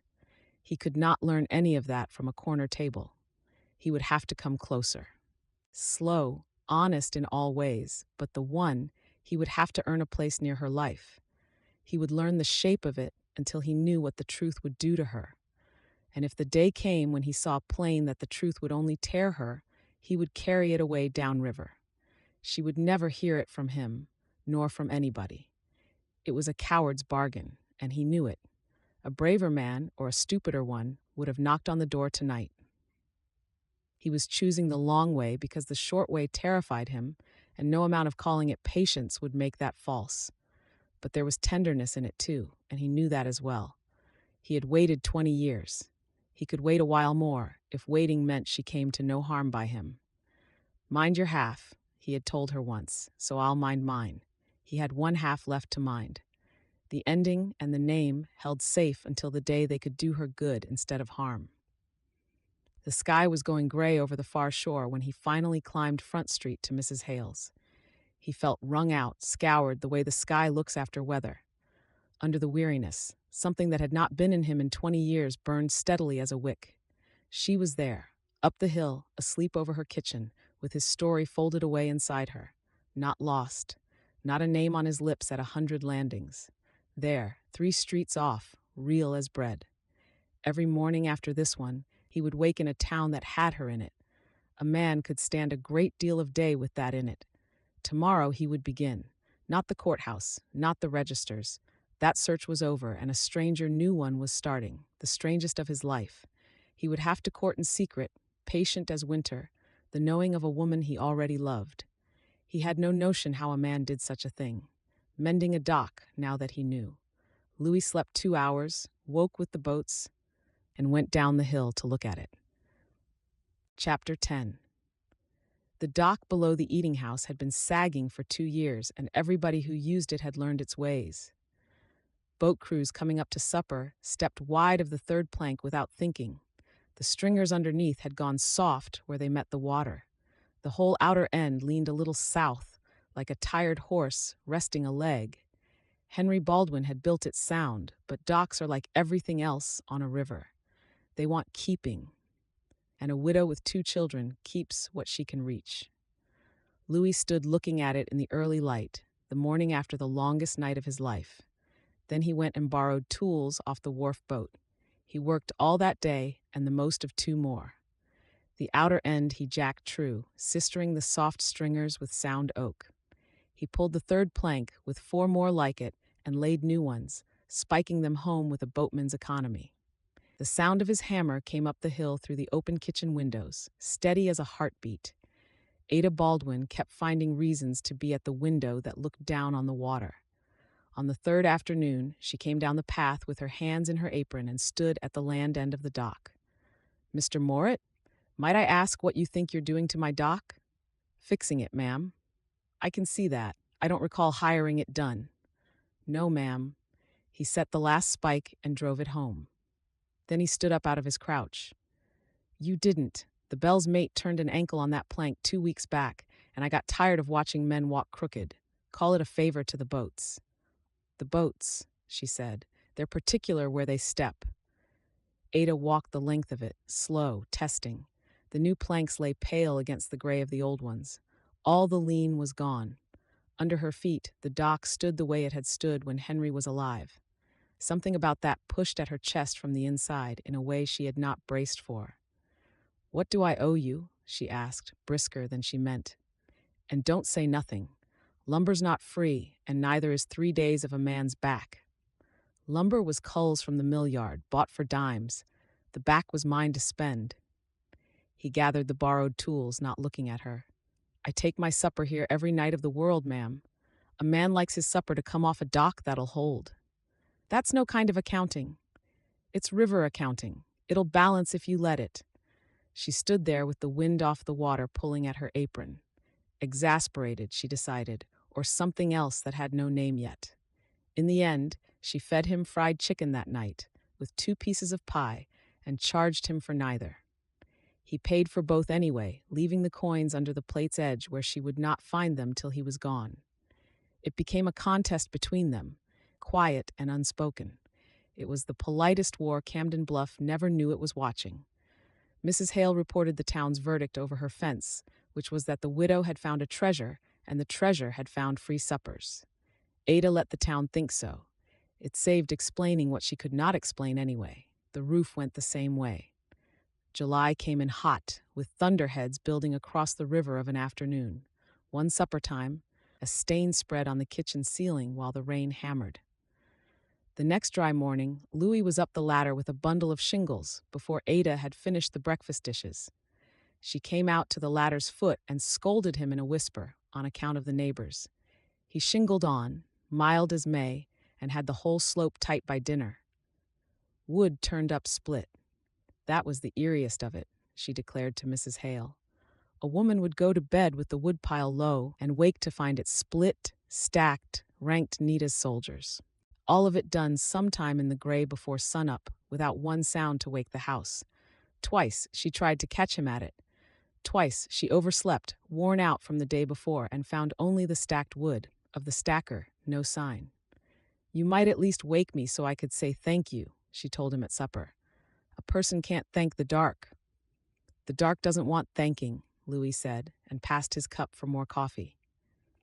You will let me pay you. She told him, cornering him at his table with the account book in her hand. I keep books, Mr. Morit. I pay what I owe. I won't be beholden. You feed me, and you pay for what you eat. I've watched you do it. Then we're square. We are nowhere near square, and you know it. She sat down across from him, which she did with no other customer, and did not notice she had done it. Why? She asked, plain out. You're not a rich man. You're not a fool either. Boats leave every day, and they pay wages. Yet you stay here mending a widow's shingles for chicken dinners. Any other man in the county, I'd know what he was about, and he'd be finding his hat. So why? For a moment something moved behind the boatman's quiet, and she thought she was about to hear the truth spoken. A man gets tired of passing through, Louis said. I like the town. I like the work.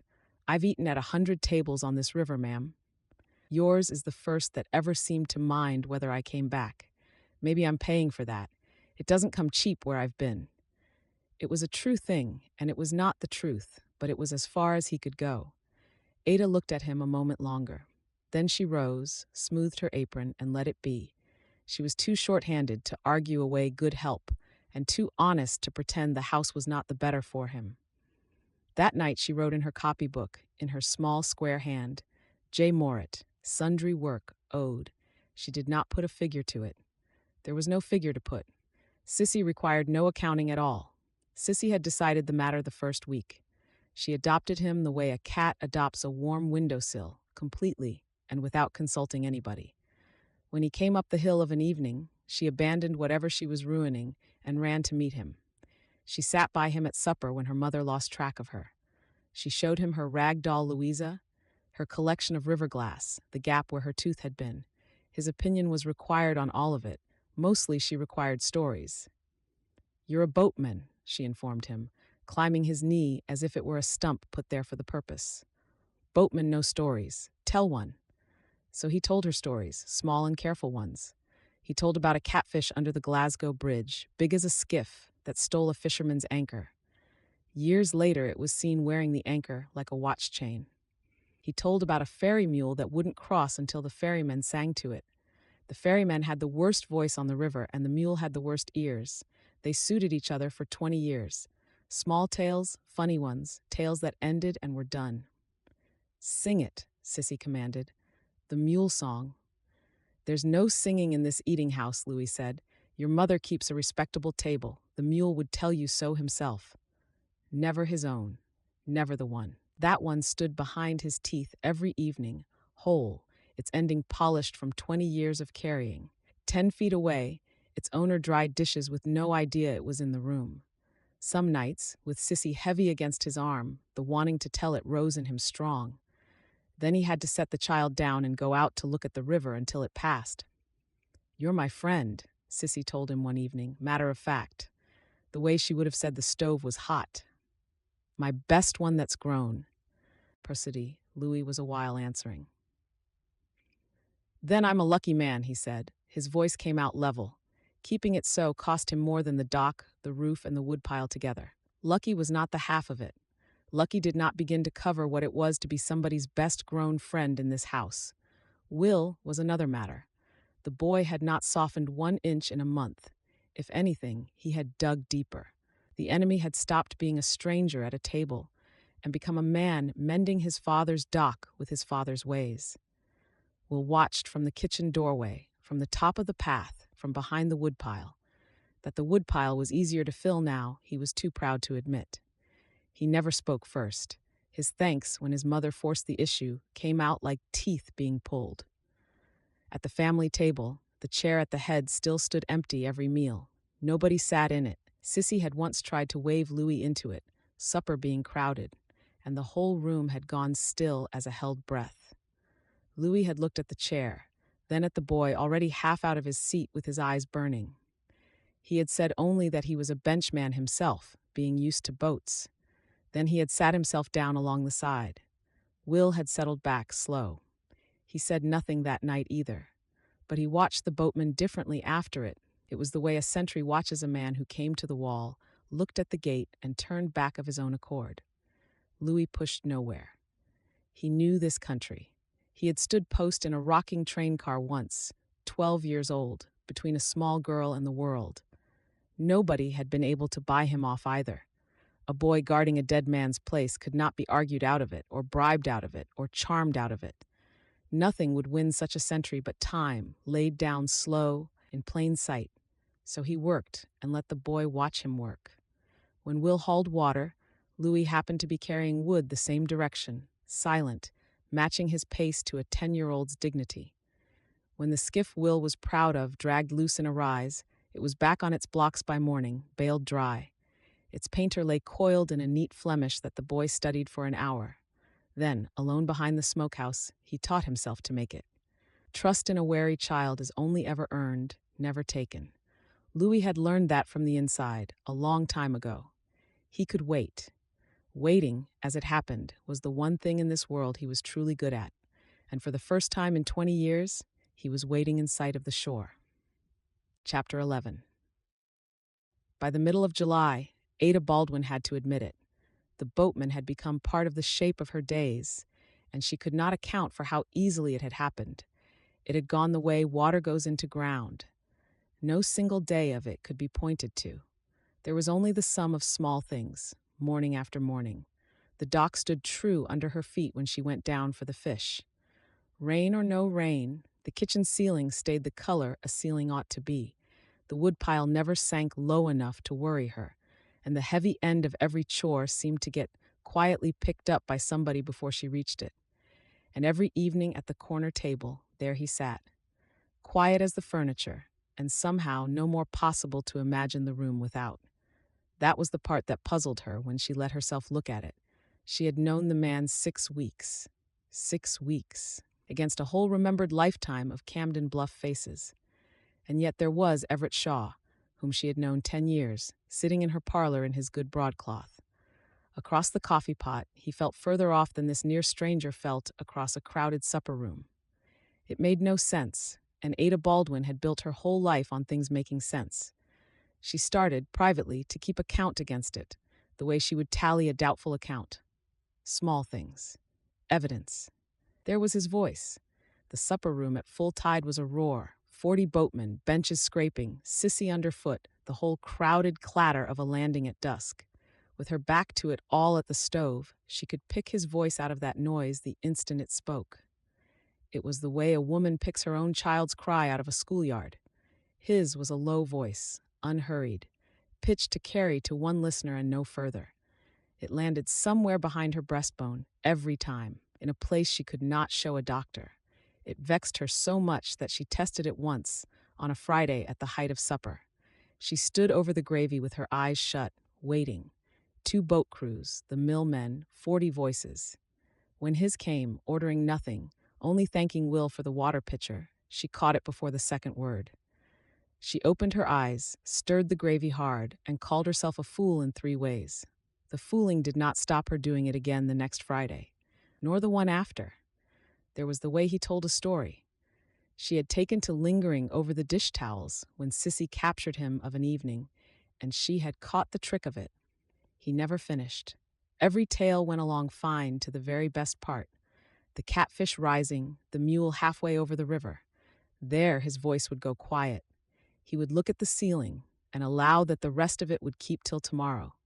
Sissy howled about it nightly, and nightly came back for more. A story keeps better than bread does, he told her, grave as a deacon, prying her small fists off his sleeve. You can't eat tomorrow's bread tonight, nor tomorrow's story either. Go to sleep so it comes quicker. Ada stood in the kitchen doorway with a plate going dry in her hands. The whole world tipped very slightly, like a floor with one joist gone soft. What had happened she could not name. Nothing had happened. A drifter had told her daughter to go to bed, in words any man might use. Yet something in her, some room she had never once stood in, had heard those words and known them, the way you know a smell from a house you cannot remember living in. For a moment, standing there, she was small. That was the only honest way she could put it to herself afterward. Not a memory. There was no picture in it, no place, no face. Just a feeling, sudden and whole. She was very small, in a great dark, warm anyway. She was safe the way a child is safe. Not because the dark was gone, but because something had planted itself between her and the dark. It would not be moved. Then Sissy slammed the stair door, and the floor of the world came level again. Ada was a widow of 26 in her own kitchen, holding a dry plate, her heart going like she had run up the hill. She told nobody. What was there to tell? That a customer had said bread, and her eyes had stung? The words made nothing. Spoken out loud to Mrs. Hale over the fence, they would make less than nothing, or worse. They would make talk. Talk was one thing this town never ran short of, and a widow lived in the middle of it like a fish lives in water. She kept her snags to herself. But it happened again. It kept happening all that month, little snags of the same kind, catching at her out of the plainest cloth. He said of a leaky skiff that it wanted bailing with a shoe. At the word shoe, of all the words in Missouri, her chest lurched, and she stood stupid over the beans until it passed. One morning on the dock, he whistled 3 notes, some tune too short to name. She had to set down the coffee pot and hold the table edge a moment. Why, she could not have told a soul. She was not a fanciful woman. She had no time to be, and no taste for it. Every snag got the same sensible broom taken to it. She was tired. It was the hot weather. The man simply had a way about him that put a person in mind of things. If she could not say what, that only proved how tired she was. The broom worked less well every week. And then there was the story. Her own story, the river one, the one with no end. She had never wondered about it. That was the strange truth she turned up when she finally went looking. A woman who audited every account in her life had carried that story 20 years without once asking where it came from. It was simply hers, like her hands, like her hair. Her mother in the big house had never told it, Lord knew. It had been in her before Camden Bluff, and she did not visit the time before. In the flat way you know old facts, she knew she had come off an orphan train as a little girl. Everybody knew it. It had never been hidden, only never spoken of, which in a small town is a different thing. Her raising parents had been kind, God rest them, and they had loved her hard. They had wanted, so plainly wanted, for the time before to be nothing. So it was nothing. What does a child keep from 6 years old, if the 6-year-old is never once asked? A smell of cinders, maybe. A fear of train whistles she had never confessed to a living soul. And a story about 2 children in a little blue boat going down an endless river to a place where nobody is ever sent away. She had always supposed she dreamed it on the train, coming west. It was the kind of dream a scared child would have. Only now, lying awake in the hot July dark with the whole house asleep, Ada found the old supposition would not lie flat anymore, because she had never once in 20 years been able to make up the ending. She had tried. The children begged for one, and she was a grown woman with a good head. For any other tale, she could invent a dozen endings in a minute. For that one, nothing would come. Every ending she tried on it slid off, wrong, like somebody else's coat, as if the true one existed somewhere, finished, and the story would take no substitute. She caught herself, more than once that month, on the very point of asking him. He knew stories. He had 100 of them, from every reach of the river. Over the coffee, easy as anything, she could ask whether he had ever heard tell of 2 children in a little blue boat. Every time at the last, something stopped her mouth. She was afraid of both answers, with no notion which one frightened her more. Dreams do not behave so. Dreams belong to the dreamer. The thought frightened her more than she could find any sensible reason for. If she had not dreamed it, then someone had given it to her. Someone real, in the lost time before, had leaned close to a child she could not remember being. A real voice had put that river, that little boat, into her keeping. Then the face had gone, with the name, with everything else the train took. A voice that had known how it ended and never got to tell her. "Stop it," Ada said out loud to the ceiling in her sensible voice. The ceiling, newly sound, said nothing back. She got up and drank water at the window. Below lay the dark slope, the river running under the stars, the one late lamp burning in the top of Mrs. Hale's house. Here she was, a widow with 2 children, all but promised to a good man, and she was standing barefoot at a window at 2 a.m. over a bedtime story. In the morning, she would be sensible again. She was too tired now, that was all. Below the window, the river ran on, patient, saying nothing. But standing there, she caught herself doing what she had lately done far too often. She was watching his lamp and wondering about him, what he waited up for, where he came from before the boats, what it was he carried, this quiet man who mended docks he did not own, who told stories he never finished, watched her and asked for nothing. He watched her the way a man watches a road he has traveled before. She had thought that once, weeks ago, and been unsettled by it. She was more unsettled now, because she had begun against every sensible fiber to watch him back the same way, as if she too were trying to place a bend in a road, as if somewhere far back, in the dark behind the story, the road might be the same road. She did not connect it, not that night. The truth was close now, waiting to be let in. Ada Baldwin, tired, sensible, 20 years out of practice at hoping, drew the curtain on it and went back to bed. But the ground under her settled life had begun to move, very faintly, the way ground does above an old spring working toward daylight. And the last thing she thought, sliding into sleep, was not of Everett Shaw at all. It was 3 whistled notes, the smell of cinders, and a dark that was warm. Chapter 12. The turn with Will came in August, and it came over a rope. Louis was on the dock at first light, splicing an eye into a new mooring line for the wharf boat when he felt himself watched. He did not look up. The watching had a familiar weight to it, 10 years old and stubborn, planted somewhere up the path with a water pail for an excuse. He worked the strands slow, in plain sight, the way you gentle anything wild. Over, under, over, each tuck laid neat as writing. When the eye was done, he set it on the planks, admired it a moment, then pulled the whole splice apart and started again, slower. Halfway through the 3rd tuck, a shadow joined his on the boards. "You're doing it wrong," Will said. "Pa went the other way round." "Did he now?" Louis kept his eyes on the strands. "Show me." It hung in the air a long moment, the way everything hung between the two of them. Then the boy set down his pail and knelt on the planks. He took the rope with a fierce carefulness that told Louis, whose hands had first shown him. The tuck he went at backward, making a botch of it. He knew it, and his ears went red. "Your pa spliced left-handed, I'd guess," Louis said, mild. "Some of the best rivermen did. It's not wrong, it's just the mirror of mine. Here, do mine with your right, and you'll have both. That's a thing most grown deckhands can't say." Will looked at him, hunting the trap in it, finding none. They spliced until the breakfast bell, and neither of them said anything more. It was the best hour Louis had passed in Camden Bluff. The next evening the boy was back, and the evening after. His mother sent biscuits down once, by way of a flag of truce, and got no answer from either of them but crumbs.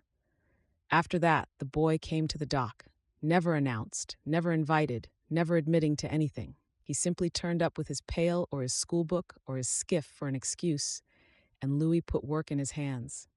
He taught the way the river had taught him, expecting much and pitying nothing. Will learned the eye splice, the short splice, the Flemish coil. He learned the bowline made blind behind the back, because a man wants his hands to know it when his eyes are needed elsewhere. He learned to read the water off the end of the dock, where the brown ran smooth and dimpled, that was current over deep sand. Where it creased and boiled, something drowned lay under, a tree or worse waiting for a hull. The still slick along the bank that looked so kind was the very place to drown a boy, and the hurrying rough water in the channel that looked like danger would carry him true. "Everything on a river is backward," Will said one evening, disgusted and delighted. "Not backward, just honest in its own language. You learn to read it, it never once lies to you. That's more than you can say for most in life." "How do you know all of it?" Will asked once. "Same way your pa knew it. Somebody showed me a long while back, and the river did the rest. Nobody's born reading water. It's all learning, it's all free, and it never quits." Will thought that over the way he thought everything over, jaw set, eyes on the water. Then, without any warning at all, in the flat voice he kept for the things that mattered, "My pa was learning me the river, before he took sick." Louis kept his own eyes on the water. Careful now, careful as a snag crossing. "Tell me about him," he said. "If you care to. I'd be glad to know what kind of man built that dock." So the boy sat down on the planks next to the boatman and talked until the supper bell went. In 3 years, he had not talked about his father to a living soul. His mother went quiet, his grandmother wept, the town changed the subject. Here, at last, was somebody who only listened.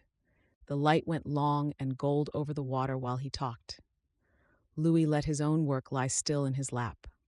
Some talk a man does not whittle through. Henry Baldwin came back to that dock piece by piece in a boy's telling. A big man who laughed at his own jokes before the ending. He could carry Will on one arm and a flour barrel on the other. He sang off-key on purpose to make his wife throw a dish towel at him. That last summer, he had promised Will a skiff of his own, then died in the August of it. The skiff had been the last built by his own hands. Louis listened the whole time like it was the only conversation in Missouri. He never once said, "I'll be him to you."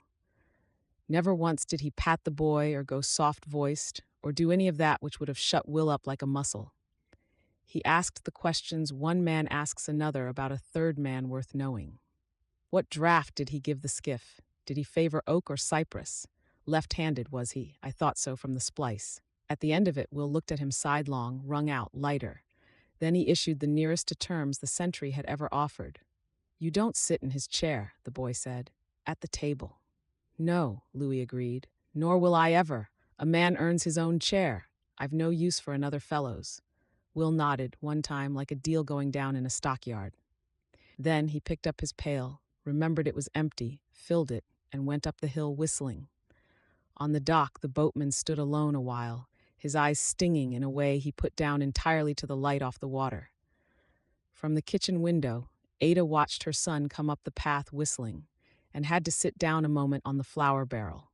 She had seen it all summer, the slow campaign of it, though campaign was the wrong word for the man never advanced. He only stood where he stood, day after day, until the boy wore out his own war and came over. Now Will was down at that dock every evening God sent.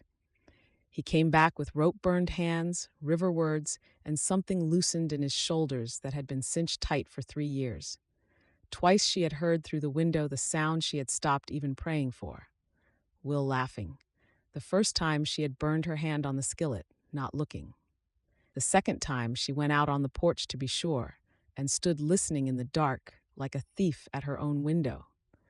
Her house was full in the evenings now in a way it had not been since the fever year. She would look up from the stove and find them arranged around the lamplight, like a picture from somebody else's life. Louis with Sissy on his knee and a story going. Will recoiling the same rope for the pleasure of it. Herself in the doorway with a dish towel, watching, half in and half out of her own kitchen. Almost a family, the picture said.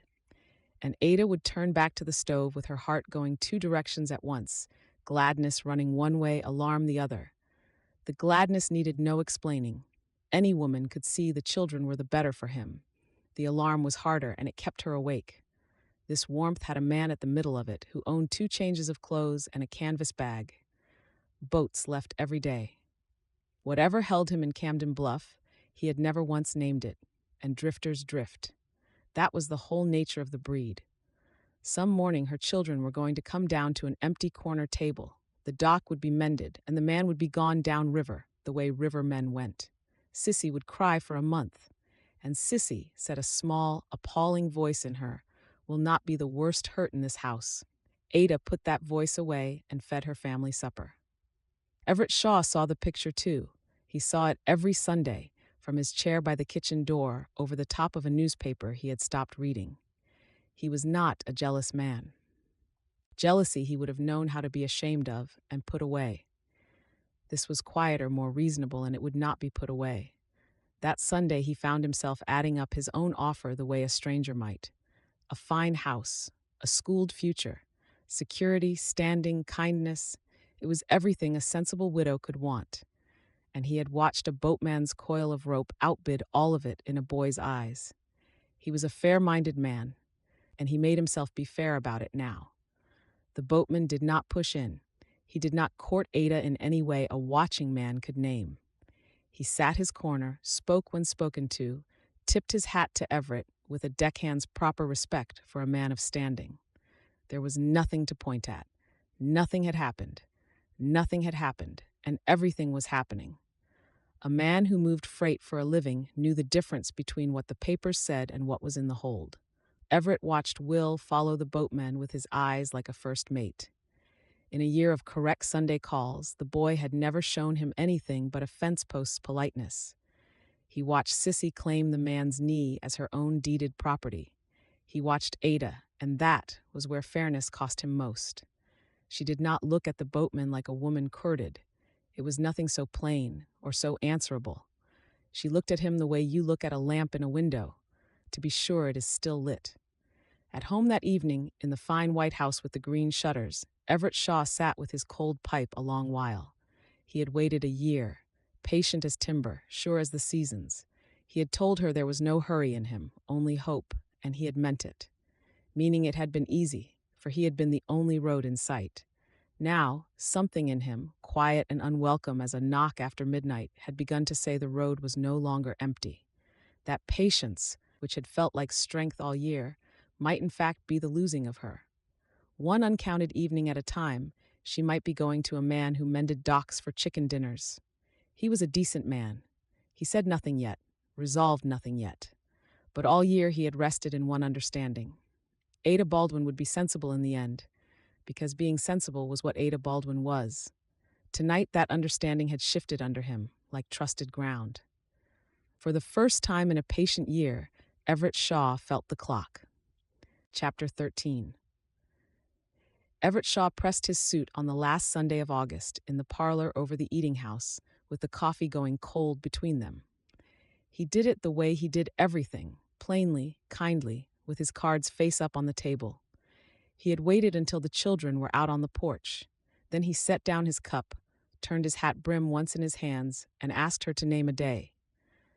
I said I'd not hurry you, Ada, and I've kept to it. A year, I've kept to it. His voice stayed level, but she could hear the work in it. I'm not pressing now because my patience is spent. I'm pressing because fall's coming, with winter behind it. I find I can't face another winter of hoping. A man wants to know what he's building for. Everett, let me say the whole of it, and then it's said. He looked at her, steady. You know what I offer. The house is ready. The children would be schooled and provided for. You'd never stand at a stove again except for pleasure. I'd be a true husband to you, a careful father to Will and Sissy, all my days. There's not a soul in this town that wouldn't dance at the wedding. I know it, Ada said quietly. Every word. And she did. That was the whole trouble with Everett Shaw. A woman could not even comfort herself that he was overselling, for he never oversold anything, not flour, not freight, not himself. The offer stood in the room like the house it described, square, warm, and finished. Then I'll ask you plain. Name a day, any day you like, any season. Only give me a day so I can stop living on hope and start living on a calendar. He paused, and a look almost like humor crossed his grave face. I'm asking you to be sensible, Ada. It's the thing you do best. I'm only asking you to do it in my direction. The clock on the mantel ticked. Out on the porch, Sissy was teaching Louisa the doll to count, loudly, getting most of the numbers wrong. Give me to the end of September, Ada heard herself say. You'll have your answer by then, Everett. A true one, whichever it is. I promise you that. He studied her a long moment. He was not a stupid man, and she watched him decide not to ask the question that stood behind his eyes. The end of September, he agreed, rising, taking up his hat. That's fair dealing. It always is with you. At the door, he paused. Whatever the answer, he said, not turning around. I'd have it be yours, Ada, not the town's, not your mother-in-law's, yours. Then he was gone down the stairs. She listened to his good boots cross her clean floor and heard the door close soft behind him. Ada carried the coffee cups to the basin and stood over them a while. Down on the porch, Sissy had reached 11:06. The numbers past 100 were her own invention, said with perfect confidence, and Ada envied her daughter with her whole heart. Verena Baldwin came on Thursday. She came as she always came, upright in her good black. In her bag were peppermints for the children, with a week of gathered judgments to distribute. She was 60 years old, sharp-eyed, soft-handed. In one demurrage she had buried a husband and a son, without once letting the town see her stagger. Ada had feared her once. That had worn over the years into something more like respect with an edge on it.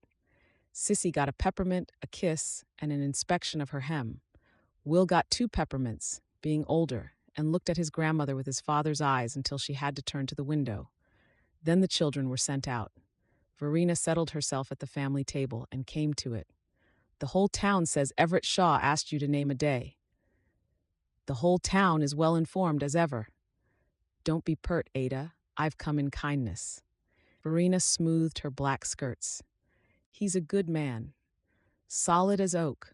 My son, God keep him, would have liked him and would have wanted his children provided the way that man can provide. I know whatever it is, Mother Baldwin. My son thought the world of you, Verena said, looking at her hands. I'll say that whenever it wants saying. You made him happier than his own mother ever managed to. It's for his sake I speak at all. I know that too. Then it's the other one I've come about. The room went very quiet. Ada put down the mending she had picked up for her hand's sake. The boatman, Verena said, not unkindly. That was the hard part, Ada thought. None of them ever said it unkindly. I've eyes, child, and so has the town. He's at your table every night of the world. He's mended half your property. My grandson follows him like a gosling, and my granddaughter has told the whole of her Sunday school class about her particular friend. He's been good to us, to the children. I don't doubt it. Verena folded her hands. Now I'll say what I came to say, and you'll hear it. There's nobody else left alive with the right to say it to you. She counted the questions off, soft, on her gloved fingers. What is he, Ada?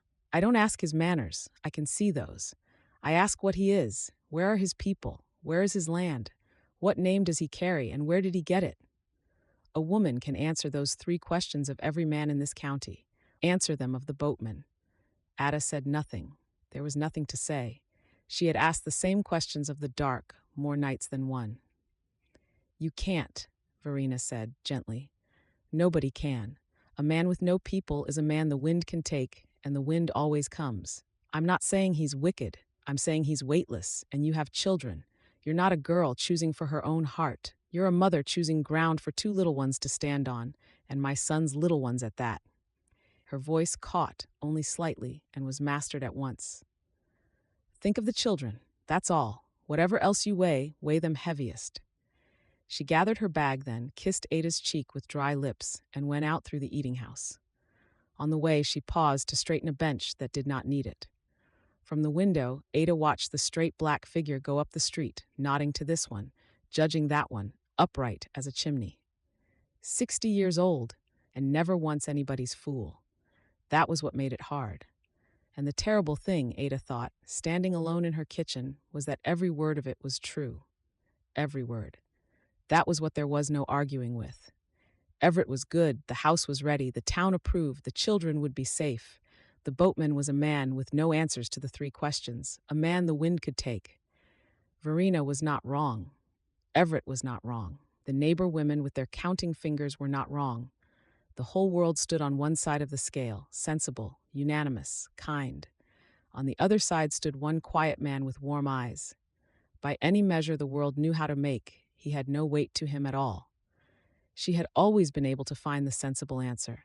It was her one gift, the thing 3 hard years had honed sharp. Give her a doubtful account, a short harvest, a leaking roof, a bereaved boy. She would find the answer a person could stand on, then stand on it. She hunted that answer now, all the rest of that week, and could not find it anywhere. It should have been simple. It had been simple in June. Mary Everett said sense in June, in July, in every month of her widowhood. The words had not changed. Only some hand had quietly unmade the certainty behind them, evening by evening, plate by plate, story by story. She could not name the day it had happened, any more than you can name the day a rope frays through. At night it was worst. She lay awake in the hot dark, weighing the way Verena had told her to weigh, security for her children, a lifetime of it, certain as a deed, against what? A feeling, a snag, one voice she could pick out of 40, and a man about whom she knew, when she counted it honestly, almost nothing at all. Put so, it was no contest. It shamed her that it felt like one. Twice she got up and stood at the window. The lamp at Mrs. Hale's burned late both nights, the way it always burned. Whatever he waited up for, he was still waiting, 3 streets off, under the same dark. She went back to bed no more sensible than she had risen. She despised herself a little, lying there. A grown woman, a mother, hesitating over so plain a choice, like a girl mooning at a fence. If a neighbor had brought her this account, 2 columns, everything in 1 column, the answer would have been out before the coffee cooled. She knew what was sensible. She had promised Everett a true answer by the end of September, and there were only sensible answers to give. In the dark, without meaning to, she reached for the old story. She had done it all her life, though she had never once put words to the habit. On the bad nights, the fevered nights, the nights after Henry died, she had told it to herself the way other women told prayers. The 2 children, the little blue boat, and the long river, with the place at the end of it where nobody is ever sent away. It had never once failed to quiet her in 20 years of bad nights. It failed her now. She lay in the dark and told it. The words came up strange, like furniture moved in the night. Tonight, the 2 children would not stay strangers. The boat would not stay a dream. Every bend of the river seemed to ask her something, then stop, then wait, the way his voice stopped at the good part. She got as far as the Firefly Meadow and found she was crying quietly, without any notion in the world why. The story had always been her comfort. Somewhere in this long summer, it had turned into a question instead. It lay there in the dark beside her, patient as the river, waiting to be answered. "Who told you?" she asked it silently, for the first time in her life. The story said what it always said. Nothing. It only ran on ahead of her in the dark, round one more bend, the way it had run for 20 years. Somewhere ahead was an ending somebody else was keeping. Chapter 14. The first cool evening of September came up the valley like a kindness, and it caught the 2 of them on the dock. There was no design in it. The last crew had eaten and gone aboard. Will was at his lessons. Sissy was asleep with Louisa in her arms. Louis had stayed late over a balky skiff oar, the way he stayed late over some small job most evenings now. And Ada, with the dishes done, had come down the path for a breath of air by the water. All summer she had not let herself do it. She stopped when she saw him. Then she did not go back up. "Evening, Mr. Morritt." "Evening, ma'am." He set the oar aside and stood. Then, because the evening was what it was, neither of them said anything more for a while. The river slid by below the planks, black in the middle, silver at the edges where the last light lay on it. Downstream, a heron stood in the shallows like a bent nail. Somewhere behind them the town was lighting its lamps. "Sit if you like," Ada said. "It's my dock. I'm told it's sound." "Built by somebody who knew his business," Louis said gravely, "and patched by a fair hand. Patched by a man who wouldn't take pay. The talk of the county, that dock. Talk needs feeding, same as boats."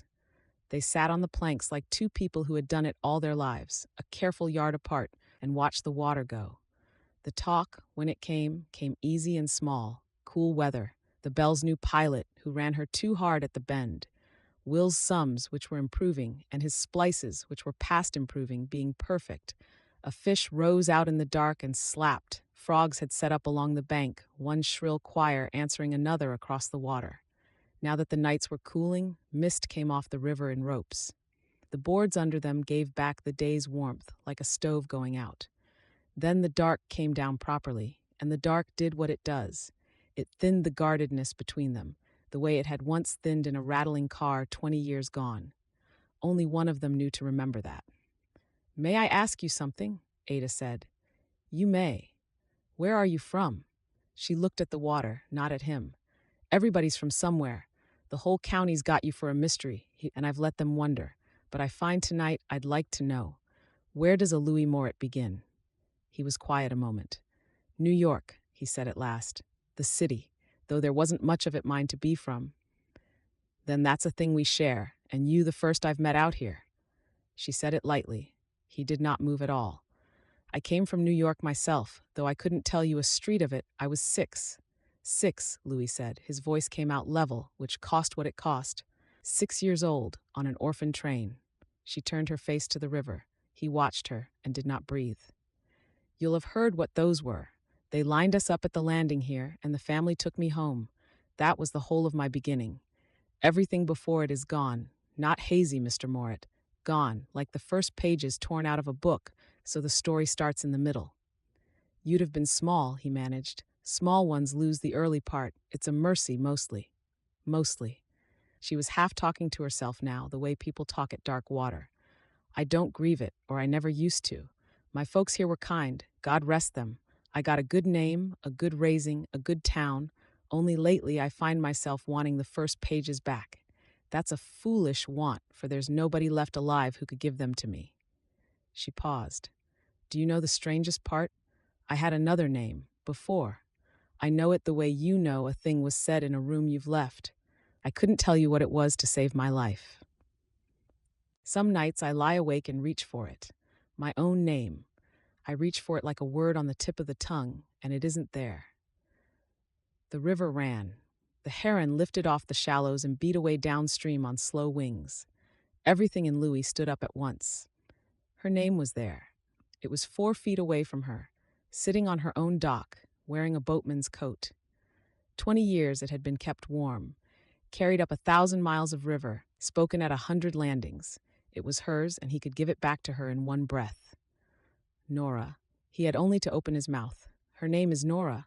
The boy who kept it is me.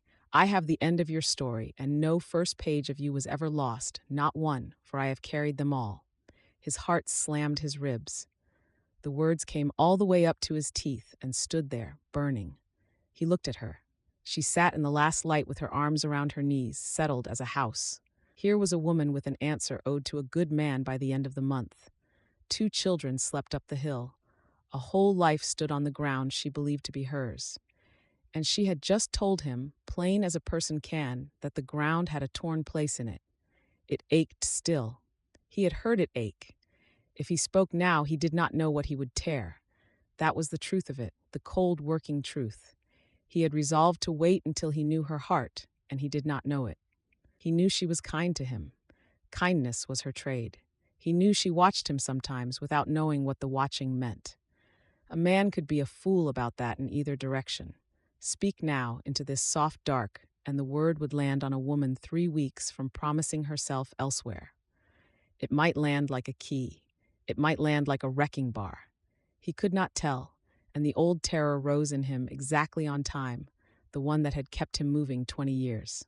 Say the wrong thing, want too much, reach too far, and you will be sent away. This time for good, this time from her. Under all of it, deepest of all, lay the oldest fear, the one with his whole life behind it. Every place that had ever held him, he had been sent away from. If he reached for this, the dearest thing, the last thing, it too would be taken. Some part of him had believed that so long it had stopped feeling like a belief. It only felt like the weather. The moment stood wide open for the space of 3 breaths. Then it passed, and he heard himself say, in a voice that came out steadier than any part of him, "Some names are worth a person keeping, ma'am. However long they're lost. I'd not call that a foolish want. I'd call it the most sensible one you've got." Silence beside him. He had been looking at the water as he said it. Something made him keep looking at it. "That's a strange thing to say," Ada said at last, very quietly. "I'm told I'm a strange man." "No." She said it slowly, as if she were reading it off the river. "No, that's the trouble, Mr. Morit.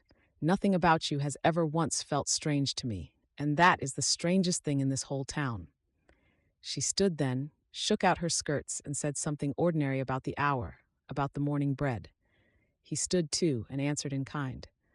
20 years of practice held his face together while they said their goodnights. She went up the path with her lamp. He watched her light go small, then vanish into her own doorway. Then Louis Moritz sat back down on the dock alone. In the low, flat voice a man saves for the truth, he called himself a coward. He had had the moment. 19 days on a train had bought it. 20 years had carried it here. The river itself had laid it in his lap on a soft, dark evening, with her own words open like a door.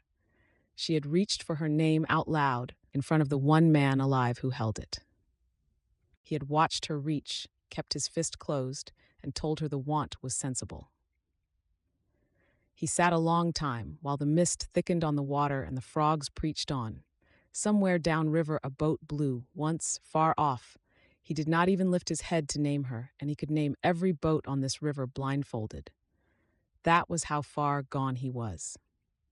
Upstairs in the house on the hill, Ada set her lamp on the dresser and did not go to bed. She stood at the window a long time instead, looking down at the dock. There she could just make out the shape of him, sitting on in the dark. Her heart was misbehaving in a way she had given up trying to instruct. Some names are worth a person keeping, however long they're lost. The words had gone into her like a stone dropped down a deep well. She had heard the small, far splash of them somewhere at the bottom of herself, deeper than any words of Everett's had ever reached. A man made small talk about weather with a phrase like that. Nobody said such a thing by accident in that voice, with those eyes fixed that hard on the river. He knew something, or he was something. She could not put it better than that, standing at the dark window in her nightgown like a girl, dazed from a sensible answer. There was no sense in it, and it would not be reasoned with. Somewhere between the dock and this window she had simply crossed into knowing it, the way you know weather is coming before a cloud shows. She turned the evening over the way she turned a doubtful account. His stillness when she spoke of the train, the grain in his voice when he said 6, that answer about names, laid down too carefully, the way a man sets down a full cup. Twice tonight he had been on the point of saying more. She had felt it the way you feel a step coming on a stair. Both times the words had turned back at the door. The quiet river man at her table was not a stranger. Whatever he was, he had never been a stranger, not from the first plate she ever set in front of him. She was more afraid of that, and more glad of it than of anything that had happened to her in 20 years. Chapter 15. Everett Shaw was not a man who spied. It took him most of a week to forgive himself for what he was about to do. He argued it through at his desk in the mill office, the way he argued a doubtful contract. The widow he hoped to marry had taken a stranger into the middle of her household. Not improperly, nothing improper. He would knock down any man who said so. But into the middle of it all the same, at her table, on her roof, beside her son. And nobody in Camden Bluff could answer the first question about the man. If he were hiring a foreman, he would ask after his history. He was proposing to trust this man, however unwillingly, with a household worth more than any mill. A prudent man verified. That was all this was, he told himself. He knew it was not all, and did it anyway. He did not hire anybody underhanded. What he used was what he had, which was the river. Freight moves on paper, and paper moves with men who know men. Everett wrote to 3 commission agents, with a packet captain of his long acquaintance besides. He asked, in the dry language of business, what was known of a boatman called Louis Morit, lately of the Camden Bluff levee. Then he waited, hating it, and tended his mill. The answers came back inside a fortnight, and they agreed with one another. Louis Morit was known on 4 rivers, and known well. Sober, the captain wrote, which on the river was no small word. Steady in a wreck, honest with a cargo, close-mouthed past the ordinary. Twice the captain had seen Morit go into the water after other men's cargo, and once after a deckhand nobody else missed till morning. Whatever the man was running from, it had never yet been work or water. Had turned down mates' berths more than once, always the same reason given, that he didn't care to be tied to one boat, never stayed anywhere a full season. Signed on, worked faultless, drew his pay.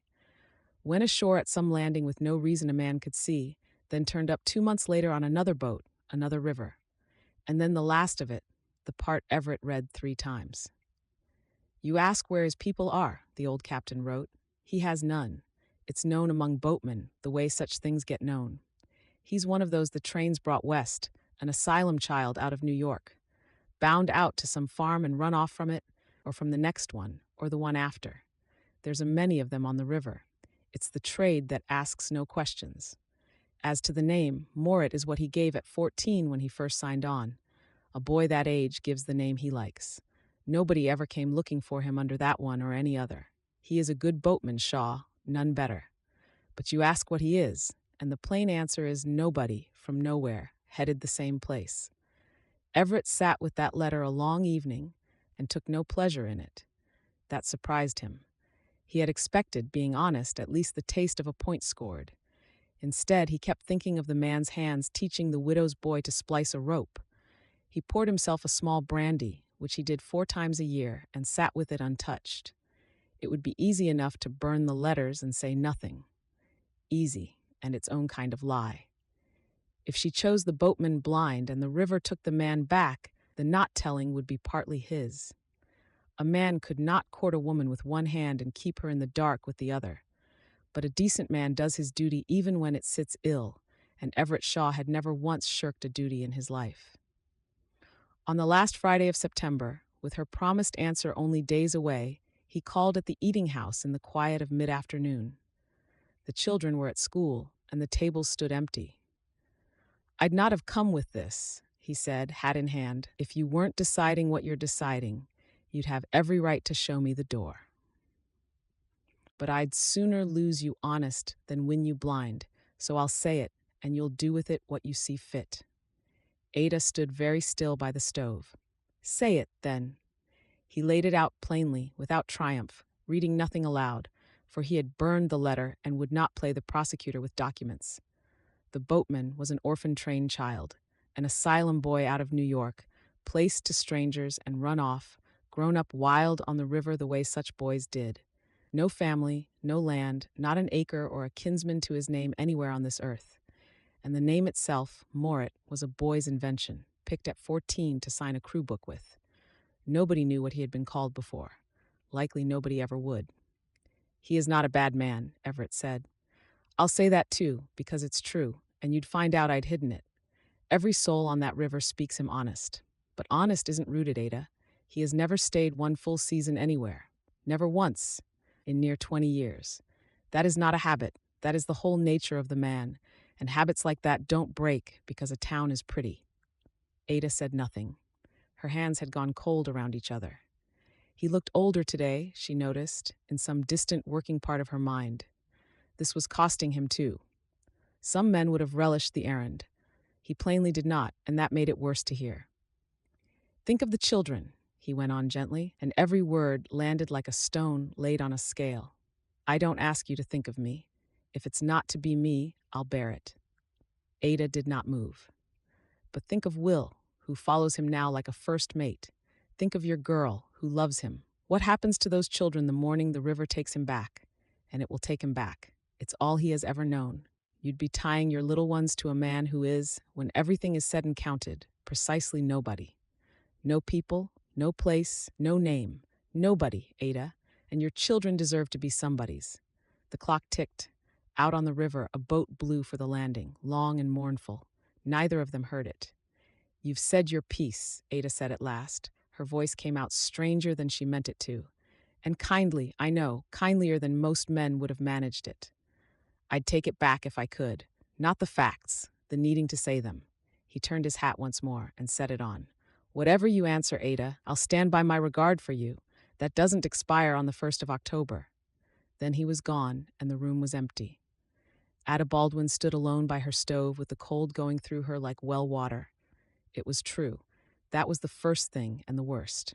She had asked the dark the same 3 questions Verena had asked. Here at last were the answers, and they were worse than none. No people, no place, not even a name. The quiet man at her corner table had made himself up at 14, out of nothing, the way a boy whittles a whistle. Everything solid she had let herself lean toward was a made thing floating on a river. An orphan-trained child. Bound out, run off, and never once stayed. She should have felt the ground close, sensible and final, under the choice. Everett had given her in kindness the very proof a sensible woman needed. Instead, she stood in her quiet kitchen, shaking. The words had gone through her front to back, striking something on the way that Everett Shaw knew nothing about. Precisely nobody. No people, no place, no name. Ada put her hand flat on the stove shelf and held on. For what was she? Under the good dress, under the good name, under the eating house, the account book, the pew at the Methodist church. She was an asylum child out of New York, bound out at a landing. Her people were unknown, her place invented, her very name handed to her across a table like a plate. The name Ada had been picked for her by a grieving woman because the true one didn't suit. Somewhere under 20 respectable years, there was a girl with no answers to any of the three questions. That girl had heard every gentle word Everett said as if it had been said of her. Bound out. The words even smelled the same: cinders, lye soap, a strange, clean bed. She had stood in a row on a platform not a mile from this stove. She had been looked over, then taken home like dry goods. Nobody, Ada, and your children deserve to be somebody's. He could not know. He had meant it about the boatman, only the boatman. It would have horrified him, courteous man, to learn what else his words had hit. The town's kind amnesia had done its work so well that even the man courting her had forgotten what she was. She had almost forgotten it herself. It had taken this, a warning against a drifter, to stand her face to face with the oldest fact in her keeping. She and the boatman were one and the same, root and branch. Two asylum children off the trains, renamed, unmade, sent west into the churn. One of them had been caught by kind hands and grown up rooted, pitied, provided for. The other had gone to the hard farms and run. He had kept running, making himself a name out of river air because nobody had troubled to give him one. That was the whole difference, and it was luck. Luck, nothing else under heaven, had handed her the parlor and handed him the churn. She had known it for 1 hour on a platform 20 years ago, then spent the rest of her life being helped to forget it. The town had let her be somebody so long, so kindly, that she had taken it for a fact of nature. It was not. It was a gift somebody had chosen to give a nobody child off a train. Nobody had chosen to give the boy anything at all. Ada stood in her kitchen until the school let out. The children's voices came up the hill, and the bread wanted setting for the supper crowd. Then she wiped her face with her apron and built up the fire. She fed 40 men with her hands, while her mind walked the levee the whole evening long. Days now. She owed a good man a sensible answer in days, and she had just learned the only thing in the world that could make that answer harder.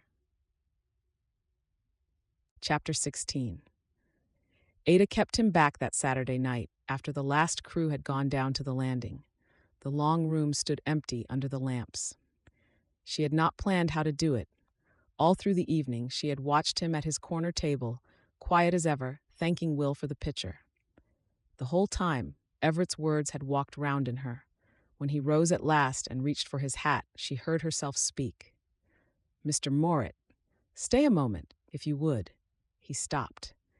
His stillness told her he had been waiting for this, or for its like, all evening, perhaps all summer. She came out from behind the counter and stood with a table between them. A table between them was what she found she wanted tonight, and she hated wanting it. "I'll ask you something plainly," she said, "and I'd take it kindly if you answered the same. There's been talk brought to me about you. I'd sooner have the truth of it from your own mouth than carry another man's version of you around in my head." "Ask it, then. Are you an orphan train child?" The lamplight stood still. Somewhere below, the river went on about its business. She watched the question land, and knew at once, before he said a word, that it was true. Not because he flinched, because he didn't. He took it the way she had seen him take a barked shin on the dock, without sound. He went quiet and careful around a pane that was old acquaintance. "Yes, ma'am," Louis said, "I am. Out of New York, placed out, bound to a farm, and run off from it. Bound to a farm, then another, then more. 5 places in 2 years, near as I can count them." His voice stayed level, and it was the levelness of a man carrying a full load across ice. "Some were hard, some only indifferent. I ran from the last of them at 14 and went to the river. The river doesn't ask. That part of the talk is true too, I expect." "And your name?" She made herself say it. Louis Morit. For the first time his eyes came up to hers, and what stood in them made her wish she had never begun this. "There was a book," he said. "When you sign on a boat, there's a crew book, and a man wants a name to put in it. I was 14, and nobody had." He stopped, started again, plainer. "The name I was born with went from me when I was a boy, ma'am, the way it went from all of us. What they called me at the farms wasn't worth keeping. So when the book came round, I gave it a name I could stand to hear said. I've paid every debt I ever owed under it. It's mine because I've made it mine. It's the one thing I have that is." He said it with an old, quiet, bone-deep shame, holding her gaze stubbornly the whole time. Ada's heart broke, and her fear rose in the same breath. She could not have said which of them was stronger, for she knew this shame. That was the terrible secret part, the part she could tell no one in the room. She knew it from the inside, the shame of the maid name, the shame of being a thing handed across a table. Every word he spoke landed in the oldest room of her. What her heart wanted, plain, foolish, enormous, was to walk around the table she had put between them and say it. I know. I am the same. We are the same thing, you and I. And on the heels of that wanting came the fear, with Verena's voice, with Everett's, with the voice of every sensible year she had lived. 5 places in 2 years. Never a full season anywhere in 20. A man the wind could take, standing in her lamplight with her son's rope splices in his pockets and her daughter's whole heart in his keeping. 2 children slept above this room who had already lost 1 man from their lives. She was not a girl choosing for her own heart. Whatever this shaking in her was, it did not get to spend her children. Use prosody rate. Why are you here, Louis? She asked. It came out low, almost pleading, and his given name came out with it the first time she had ever used it. That's the whole of what I need to know. Not the farms, not the name. I don't care what a book in a boat says. Why Camden Bluff? Why my table every night 4 months? And why my dock, my roof, my children? A man doesn't do all you've done for chicken dinners. What are you here for? And Louis stood there, not answering her. She watched him try. She would remember that always afterward, how visibly he tried, like a man heaving at a stone set past his strength. His mouth opened. His hand moved, some small, helpless beginning of a gesture, and stopped. For one strange moment she thought he had gone pale, the way he had gone pale that rainy night at his supper. Then his face closed, the way water closes, and the moment was over. I can't rightly say, ma'am, he said, barely above a whisper. Can't or won't. He looked at the floor. It was answer enough, and it was the wrong one. Something in Ada finished breaking, quietly, without any sound at all, because she had been ready. That was the truth she would carry out of this room. Against Everett, against Verena, against the whole sensible world, some reckless tide in her had been rising all evening. It was ready to be handed one true thing to stand on. One. He had only to put anything in her hands, any reason, any word with weight in it. She would have weighed against every warning in the county. He had given her silence. Silence was the one thing she could not weigh. Then I'll say my piece, she said. Her voice stayed gentle. That much she managed, for she found she could not be hard with him even now, and despised herself for it. I'm not angry at you. I want that understood. Whatever you are, you've been nothing but good to this house, and I'll say so to anybody. But I have children, Louis. They've buried a father. My boy follows you like you hung the moon. My girl loves you like family. And you are a man who has never stayed anywhere, who can't or won't tell me why he's here. When you go, and men like you go, it will tear them like paper. I can't be watching that come and do nothing. She drew a breath. It hurt the whole way down. So maybe you'd best move on, before more harm is done than mending can reach. There's boats every day, you've told me so yourself. Her eyes were burning now, and she kept them wide open because she would not send this man off blinking like a fool. I'm sorry. I think you might be the best man I've ever fed in this room, and I'm asking you to leave it. I will never in my life be sure I did right. But they're my children. Do you understand me? They're all I have that's mine. He took it, standing very still, and whatever moved in him moved deep, making no ripple she could read. Then he said the proper things steadily in the voice she supposed boat crews used past weather, that he understood, that she was right to think of the children, that a woman ought never apologize for that, and that he'd settle with Mrs. Hale in the morning and be no further trouble. At the door he stopped. He did not turn around. The talk was right, ma'am, near enough, he said. About the farms, the name, the rest. But you asked what I'm here for, and I'll tell you the one piece of it I can. I came to Camden Bluff looking for somebody. Somebody I'd lost a long time back. That's the whole of my mystery. It was never anything worse than that. And did you find them? Ada asked, very quietly behind him. Louis looked out the open door, down the dark hill, at the river running black under the stars. It was carrying its boats away south, the way it had carried everything away from him all his life. Procedicin. No, he said. I ran out of time. Then he put on his hat and went down into the dark. Ada Baldwin stood alone among her lamps, one hand pressed hard against her mouth until his footsteps faded off the planks. After that, there was nothing left to listen to but the river. Down on the levee, Louis walked slow, her words walking with him. Over and over they went through him, like a sentence he had heard read before. She had said it kindly. That made it no different. The oldest voice in his life had spoken up all the same, from the bottom of 20 years. It spoke in the tone of agents, farm wives, hard men at auction tables. There it is. You knew it was coming. It always comes. You are a thing that gets sent away, and no dock you mend will ever mend that. And the worst of it, the part that had stood in his throat while she asked him why, was that he could have answered her. One word would have done it. She had begged him for a reason. Ready, he had seen it in her face, ready to weigh anything he gave her. The word had climbed all the way to his teeth and died there, strangled by the same two hands that always did the strangling. Shame that she should learn what he was and then be asked to believe the rest. And fear, worse. She might believe it and be bound to him by pity, by 20-year-old bread. Then he would go to his grave, never knowing whether the woman had wanted the man. Better to be sent away whole than kept out of mercy. That was what he told himself on the walk down the hill. He was still telling himself at the wharf boat, and it had not once sounded true. At the window he asked, and the answer was simple, the way it always was. A downbound packet at first light, deck passage for a man who'd work. He gave his maid name and watched it written in one more book. Afterward, he stood a long while, looking up the hill at the one lit window, as he always had. That was the size of it. Boats leave every day, and men like him leave on them. But there was one thing left owing, one goodbye he could not make himself skip, though he knew a braver man would spare them both. At first light, before the boat, he would go up the hill one last time. He told himself it was to say goodbye to the children. Even that, he could no longer say honestly. He only knew he could not go down this river without once more seeing her face. Chapter 17. The downbound packet lay at the landing with her fires lit, breathing smoke into the gray of first light. Louis Morit walked away from her, up the hill, to say a coward's goodbye.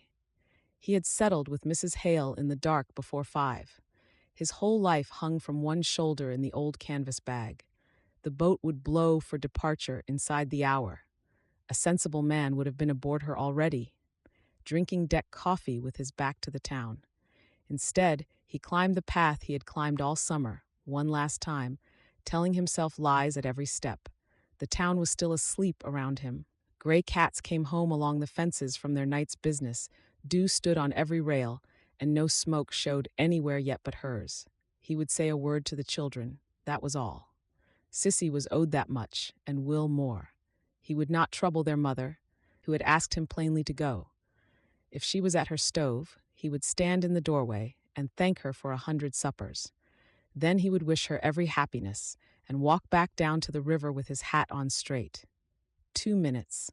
A man could do 2 minutes of anything. The eating house was awake, the way it was always awake before the town. Wood smoke stood up from the kitchen chimney into the still morning. Lamplight fell out the open door and lay yellow on the porch boards. The smell of the first bread came out to meet him on the path. He never reached the door. Sissy came out of it first, in her nightgown and her mother's shawl, with Louisa the doll under one arm. She was carrying the doll toward the porch rail to show her the boat lights on the water, which was a ceremony of theirs. Halfway there, she saw him on the path. She saw the bag next. Louis watched all of it happen in her small face. The gladness, then the bag, then the understanding no 6-year-old should be quick at. Boats leave every day, her mother had said. Sissy had been raised on a landing. She knew what a man's whole life on his shoulder meant, at first light, with a packet getting up steam below. "You're going away," she said. "Sissy, you're going away on the boat." Her voice did not wobble.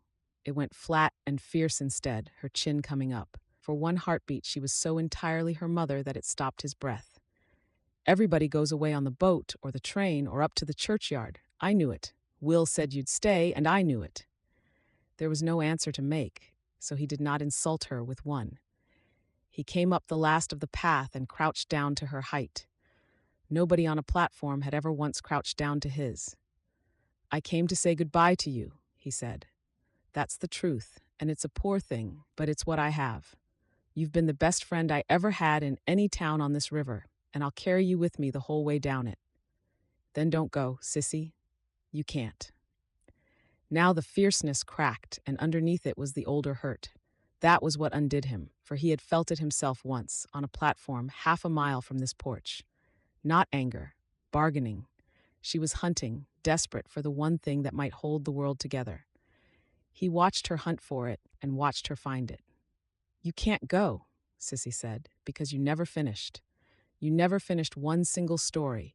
You always said tomorrow, and now there won't be one. And Mama's story doesn't have an end at all. You fix everything. You fix the dock, the roof, Will's boat, so you have to fix that. Tell me how Mama's story ends. The children in the little boat. Tell me the end, and then—" Her voice went to pieces all at once, 6 years old in a nightgown in the cold. "Tell me the end, and then you can go." The morning stood very still. And Louis, crouched on the path with his life on his shoulder, understood. The river had run him to ground at last, in the gray light, at a child's pleading. There was nowhere further to drift, because he knew the end. He had made the end. He had built it in the dark of a cattle car 20 years ago, out of nothing, for a crying girl. Finished and untold, he had carried it up 1,000 miles of water, waiting for the one listener it belonged to. It was the last thing left in his keeping. Give it up, and he was empty. Give it up here, now, out loud, and there would be no taking it back, ever, from anyone. He looked past Sissy, and there in the kitchen doorway, with the lamplight behind her, stood Ada. How long she had been there he did not know. She had a cup in one hand, a dish towel over her shoulder, and she was not moving.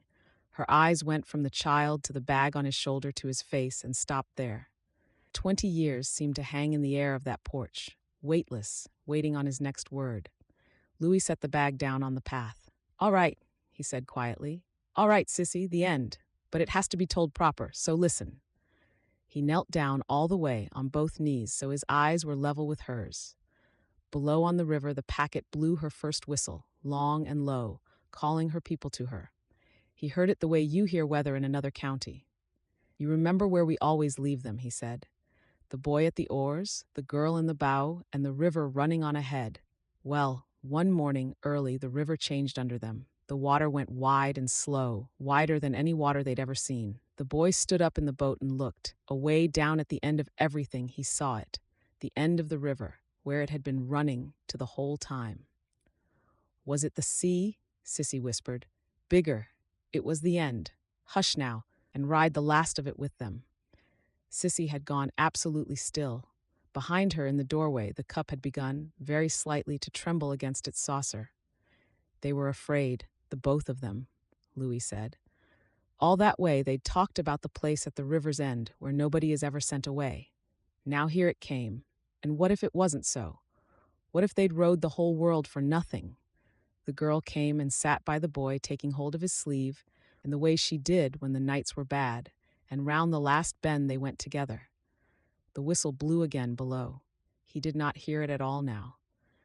"And there was no city there," he said. "No gates, no towers, no crowd of folks waiting.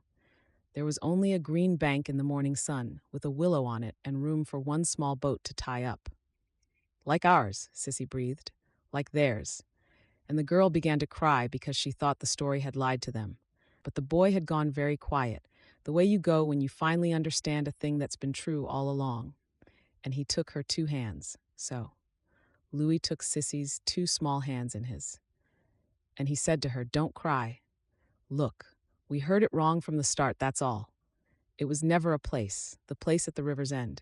It was never somewhere you get to. It's somebody. It's the one who rode the whole river with you and never once put you out of the boat. As long as we're in reach of each other, we're there, don't you see? We've been there the whole way down." The porch was silent. The morning was silent. All the world's noise had gone somewhere else. "So they tied up the little boat to the willow," Louis said, "and that was the end because it doesn't need any more. two children found out they'd been home for years and just hadn't known what to call it. Nobody ever sent either one of them away again. Not ever, as long as they lived. Because you can't be sent away from a person who won't let go of your hand. That's the end, Sissy. That's how it always ended. It took the boy the longest time to get it told. Sissy let out a long, shuddering breath, the sound of a child receiving a gift she means to keep forever. And behind her, at the kitchen doorway, a cup shattered on the floorboards. Louis rose and turned, slow. Ada stood among the pieces of the cup with her hand still shaped around where it had been. The dish towel had slipped from her shoulder. Every drop of color had left her face. She was white as salt, white as split wood. Across the porch, she stared at him, her lips parted around a breath that would not finish. For she had told that story 1,000 nights, to her children, to herself, to the dark. She had reached for its ending her whole remembered life and touched nothing. She had tried 100 endings on it, and every one had slid off wrong, like somebody else's coat. The true one existed, finished, somewhere, in the one place she could never go. There was one soul alive who could know how that story was meant to end. One soul, in all the world, the one who made it. And here he knelt on her porch at first light, with his life in a bag at his feet. He was telling that ending to her daughter, in the same low voice that had been landing behind her breastbone all summer long. "Sissy," Ada said. Her voice came from a long way off, from 20 years off, and it did not shake, which was the strangest part of all. "Take Louisa in to your brother and stay in with him a while. But, Mama, the cup? Mind the pieces as you go." The child went, wide-eyed, on tiptoe through the wreckage, and the door of the children's room closed, soft, somewhere inside the house. Then there were only the two of them, in the cold morning, with a broken cup and 20 years lying on the floor between them. Below the bluff, unheard by either one, the downbound packet blew her last whistle, swung her bow into the current, and went south without him. Chapter 18. Neither of them could find the beginning of it. That was the first strangeness in the small kitchen in the gray morning light. 20 years stood in the room wanting to be spoken. On either side of a broken cup, the two of them stood, unable to start. Ada's heart was going like a mill wheel in flood. Louis had come as far as the doorway and stopped, hat in his hands. The bag was left out on the path, as if he dared not bring even that much of leaving into the room. It was Ada who tried first. Her voice came out in pieces. "That story, the end you told her, where?" She had to stop and begin again. "There is no way on this earth you could know that story. I never told it whole to a living soul. The end of it I never knew at all. I have reached for that ending my whole life, do you hear me? My whole life, the way you reach for a word on the tip of the tongue." Louis said quietly, "I know, you told me, on the dock." "Then how?" Her hands had made themselves into fists in her apron. "How do you have it? Say me anything, any sensible thing. Tell me you heard it from some sailor in some town. Tell me stories float the rivers like driftwood, and this one washed up twice. Say something a person can stand on, because I am asking you plainly, and I have nothing left to stand on at all. How do you know how my story ends?" "Because I made the ending," Louis said.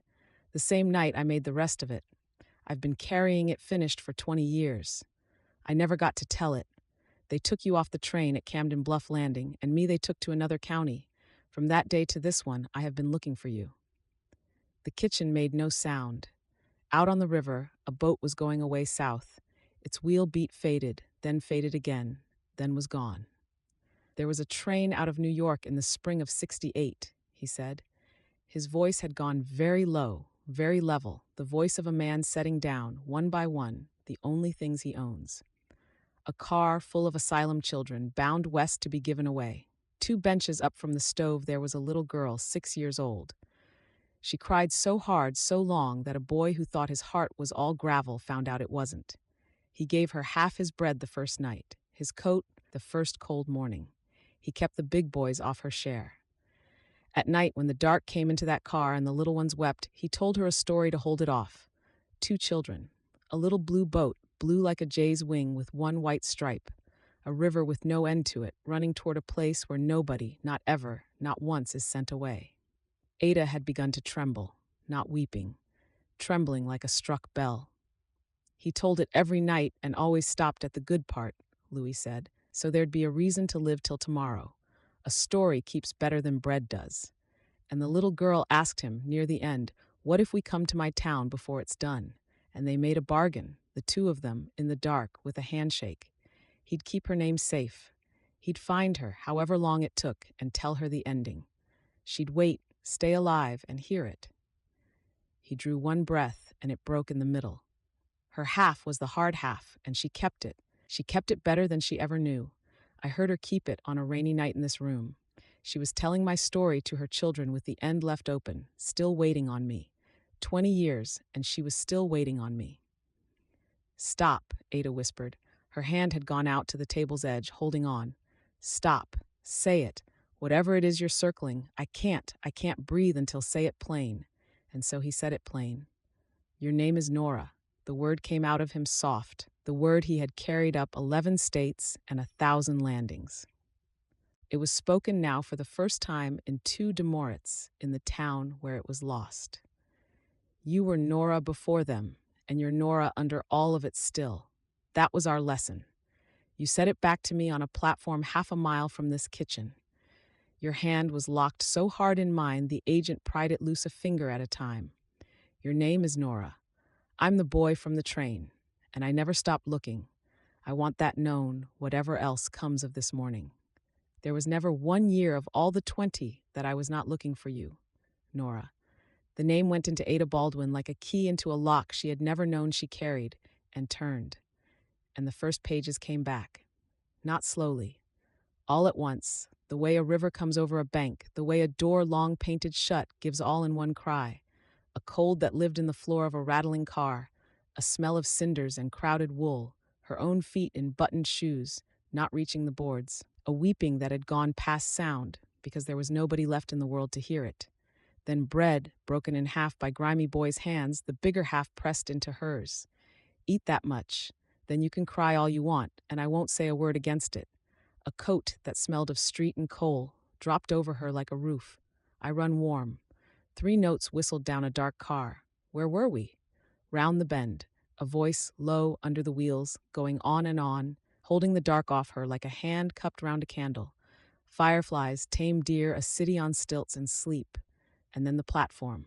Sun, wind, strangers' faces bending down. Her fingers pried loose, one at a time, gently, terribly. A thin figure twisting in a farmer's grip across the widening yard, shouting over the heads of the crowd. Mind your half, stay alive. Hear the end, growing smaller. Gone. She had been 6. She had folded it all away where children fold what cannot be carried, deep past reaching. It had lain there whole for 20 years. Under the new name, under the good raising, under Henry, the children, every worked and sensible day, it had waited. His story had lain in her mouth the same way, all this time, waiting. The boy on the train had a face now. The face stood in her kitchen, weathered brown, older than its years, with 20 years of rivers on it. You shouted, she heard herself say. Her voice did not sound like her own. It sounded younger. Across the yard, the man had you by the collar, and your cap came off. You shouted to me, and the wind took half of it. And I put up my hand. I put my hand up high as it would go, so you'd find me, and you found me.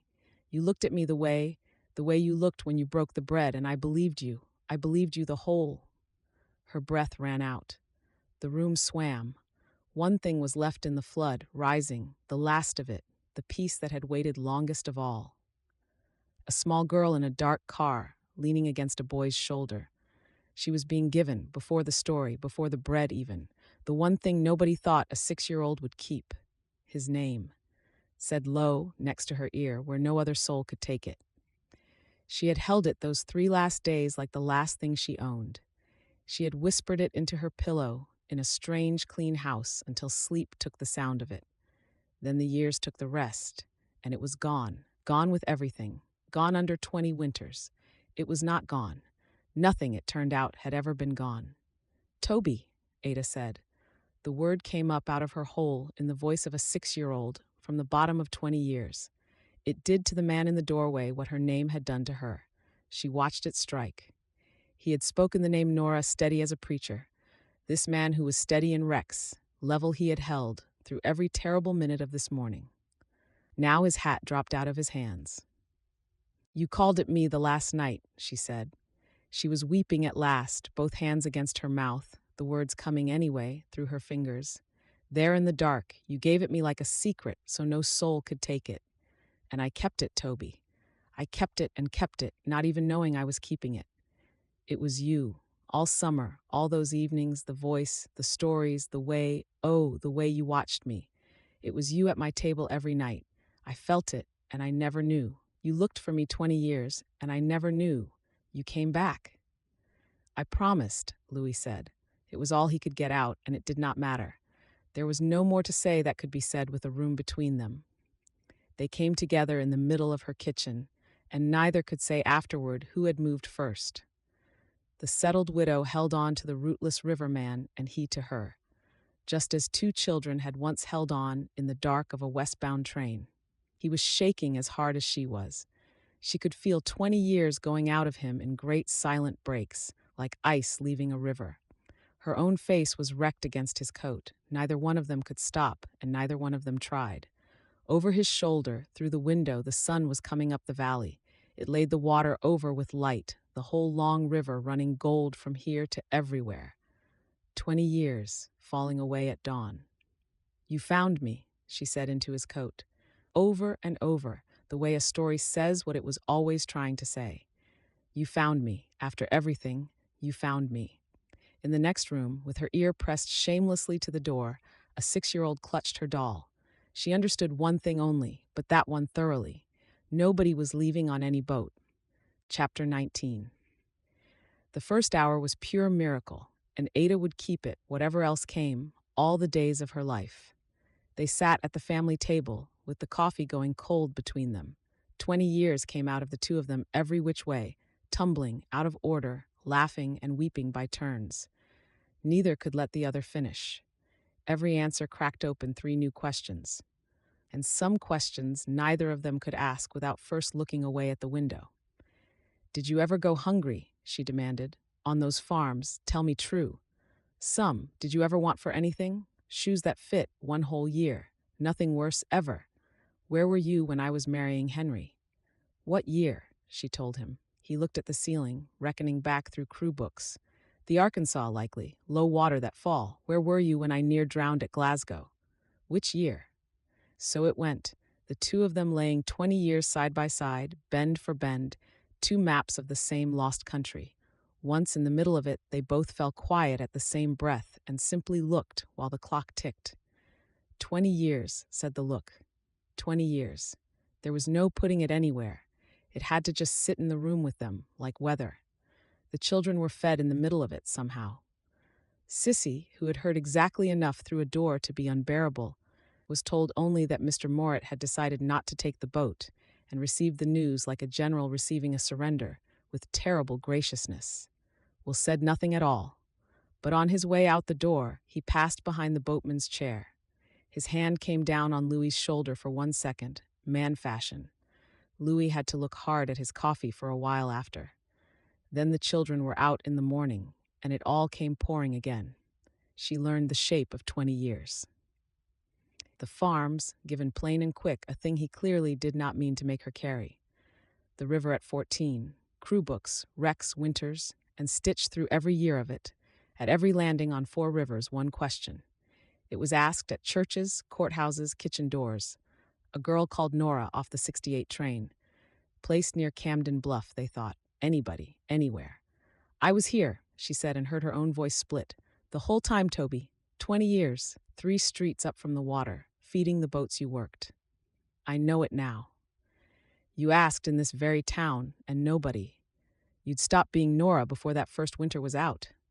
He said it gently, without one grain of blame in it. That's how it was done, and the folks that did it meant it kind. The trail didn't go cold. There was no trail. A name in this world is a rope, and yours was cut. She gave him her 20 years back, as much as an hour could hold. The big house, the good raising, the girlhood that had been happy, truly happy, she wanted that known. Then Henry, laughing in the doorway of a church social, the eating house rising plank by plank, Will, Sissy, the fever in one August week, the world gone small and hard. 3 years of before dawn stoves. At Henry's name, Louis's face did something she would think about for years. It went still with respect, the respect of one workman for another's work, and something in her chest that had braced itself came loose. "He built sound, your Henry," he said. "The doc told me that before your boy ever did. He must have been a fine man." "He was." She held his eyes. "You'd have liked each other, I think. That's a strange thing to say out loud." "It's a good thing to say out loud." Sissy reappeared at mid-morning, done with waiting, and planted herself at the boatman's knee. "Will you be at supper?" "Every night your mother lets me." "Then that's every night," said Sissy, and went off to inform Louisa. That was the miracle hour. It ended the way hours do, with the ordinary world scratching at the door. The bread would not bake itself, and dinner was coming with boat crews behind it. So Louis carried his bag back up Front Street to a puzzled Mrs. Hale. Ada tied on her apron and fed the town with her hands, the way she had fed it through every other earthquake of her life. And through the whole of that long day, while her hands worked, the rest of it arrived. It came the way floodwater comes into a cellar, quiet, finding every seam. By the time the supper crowd thinned, the miracle had cooled enough to hold up to the light. Ada stood at her basin looking at what was in her hands. The boy from the train had come back. That was the miracle. The boy from the train was also a drifter with a made name, no land, no people, no trade that did not float. That was the rest. The truth of the morning had not changed one word Everett said, nor one of Verena's 3 questions. Not a single sensible fact in her life had moved. It had only all been set on fire, for she had built this life on the far side of losing him. That was the thing nobody had warned her a miracle could do. Every plank of what she had, the house, the name, the children, the standing, was laid across the hole he left. Now he had come back through the floor of it, and nothing stood quite level. Twice during supper she had caught herself smiling at the stove for no reason a customer could see. Twice more she had caught herself close to crying over the gravy. A woman could not run an eating house this way. She had promised Everett Shaw a true answer by the end of the month, and the month was ending. 2 children slept upstairs who had buried one father. There was Verena, who guarded her son's memory like a grave. She would sooner see Ada wed to the courthouse itself than to a boatman with no name. And there was a town, kind, watchful, that had spent 20 years agreeing to forget what she was. The town would talk whatever she chose. Talk had already started, quiet, over fences, for the boatman's boat had gone without the boatman, and Mrs. Hale's lamp had burned all night. Towns put such things together, the way hens find corn. Let them talk, said something new and reckless in her. Then supper had to be cooked for the very mouths doing the talking, and the recklessness went back to sleep. And she had, 3 streets down the hill, a man who had spent 20 years on the water, keeping a promise to a 6-year-old. Nothing fit together. Joy sat in her beside Ruin at the same table, and neither one would leave. That night, with the children asleep, she wrote to Everett. It took her 4 sheets to get one plain paragraph she could stand behind. She asked his patience, a little longer, a week, no more. She told him something had arisen that she could not in honesty decide across. He deserved better than an answer given in a high wind, and she was sorrier than the letter could carry. Every word of it was true, and the letter felt like a small dishonesty because it could not say the one thing at the middle. She sanded it, sealed it, and sat looking at it a long time. Then, because the house was quiet, because the flood had to go somewhere, Ada put her head down on her own kitchen table and grieved. It took her entirely by surprise. She had thought the morning had wrung her dry. But this was different water, older, and once it started, it would not stop. She let it come at last, the grief she had never once been allowed. You cannot grieve what you cannot remember. She grieved the 20 stolen years. All those Christmases, the 2 of them had been alive in the same state, sometimes surely within a day's ride, and never known it. She grieved the girl in the buttoned shoes, who had waved her hand high as it would go, and then learned to stop waving. She grieved the boy fighting the farmer's grip. 14 with a maid name, 16, 20, asking at every landing, while she stood 3 streets up a hill, learning to be somebody else. Some of it was small past all reason, and the small was the worst. 20 years of winters, and nobody on this earth had once sat him down to cut his hair. She wept for the bread, too. A boy hungry enough to count every crust, breaking his in half, asking nothing first. And she grieved the whole other life, the one where no agent pried her fingers loose. That life would have held no Henry, no Will, no Sissy. So the grieving ran guilty, in both directions at once, the having and the losing tangled past sorting. The train had taken more than her name. She had never once been let to stand at the edge of all it took and look in. Now she stood there, in her nightgown, 20 years late, weeping quietly so as not to wake the children. When it was done, she felt scoured, strangely young, and no wiser at all. She banked the stove and climbed the stairs.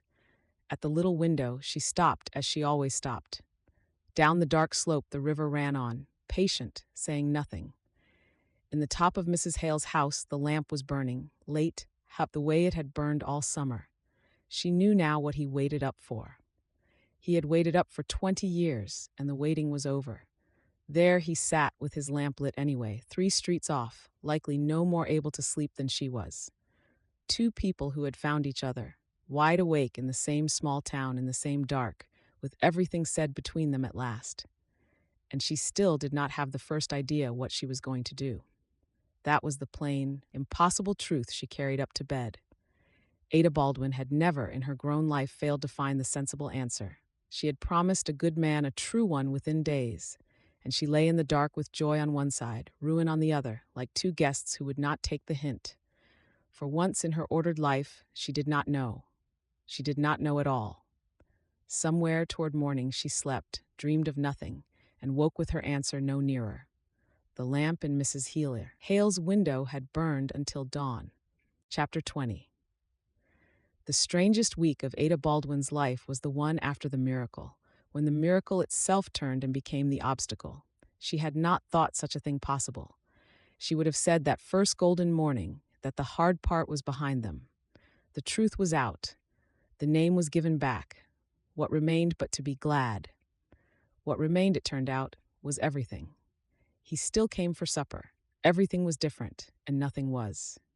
He sat at the corner table because the family table now meant more than either of them could carry in front of the town. They spoke of small things, carefully, like 2 people picking their way across new ice. 20 years ago, they had talked all night, easy as breathing. It was the talk of last Tuesday that kept failing. One evening, she set his plate down, and their hands touched.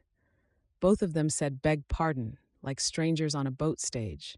She went back to her kitchen and stood over the beans, furious at nobody. 6 years old, she had slept on this man's shoulder. 26, and she could not manage her own hands within a yard of him. The children felt the strangeness without understanding it. Sissy, who understood more than anybody allowed, took to sitting halfway between the corner table and the kitchen, like a small ferryman waiting on passengers. Will watched the 2 of them the way he watched the river, reading water he did not like, for she would look at him over the coffee pot and lose her footing between 2 men. There was Toby, the boy of the bread, the coat, the story, whom she had loved with the whole undivided heart of a 6-year-old. And there was Louis Morit, a quiet, weathered, grown stranger about whom she knew 4 months of suppers.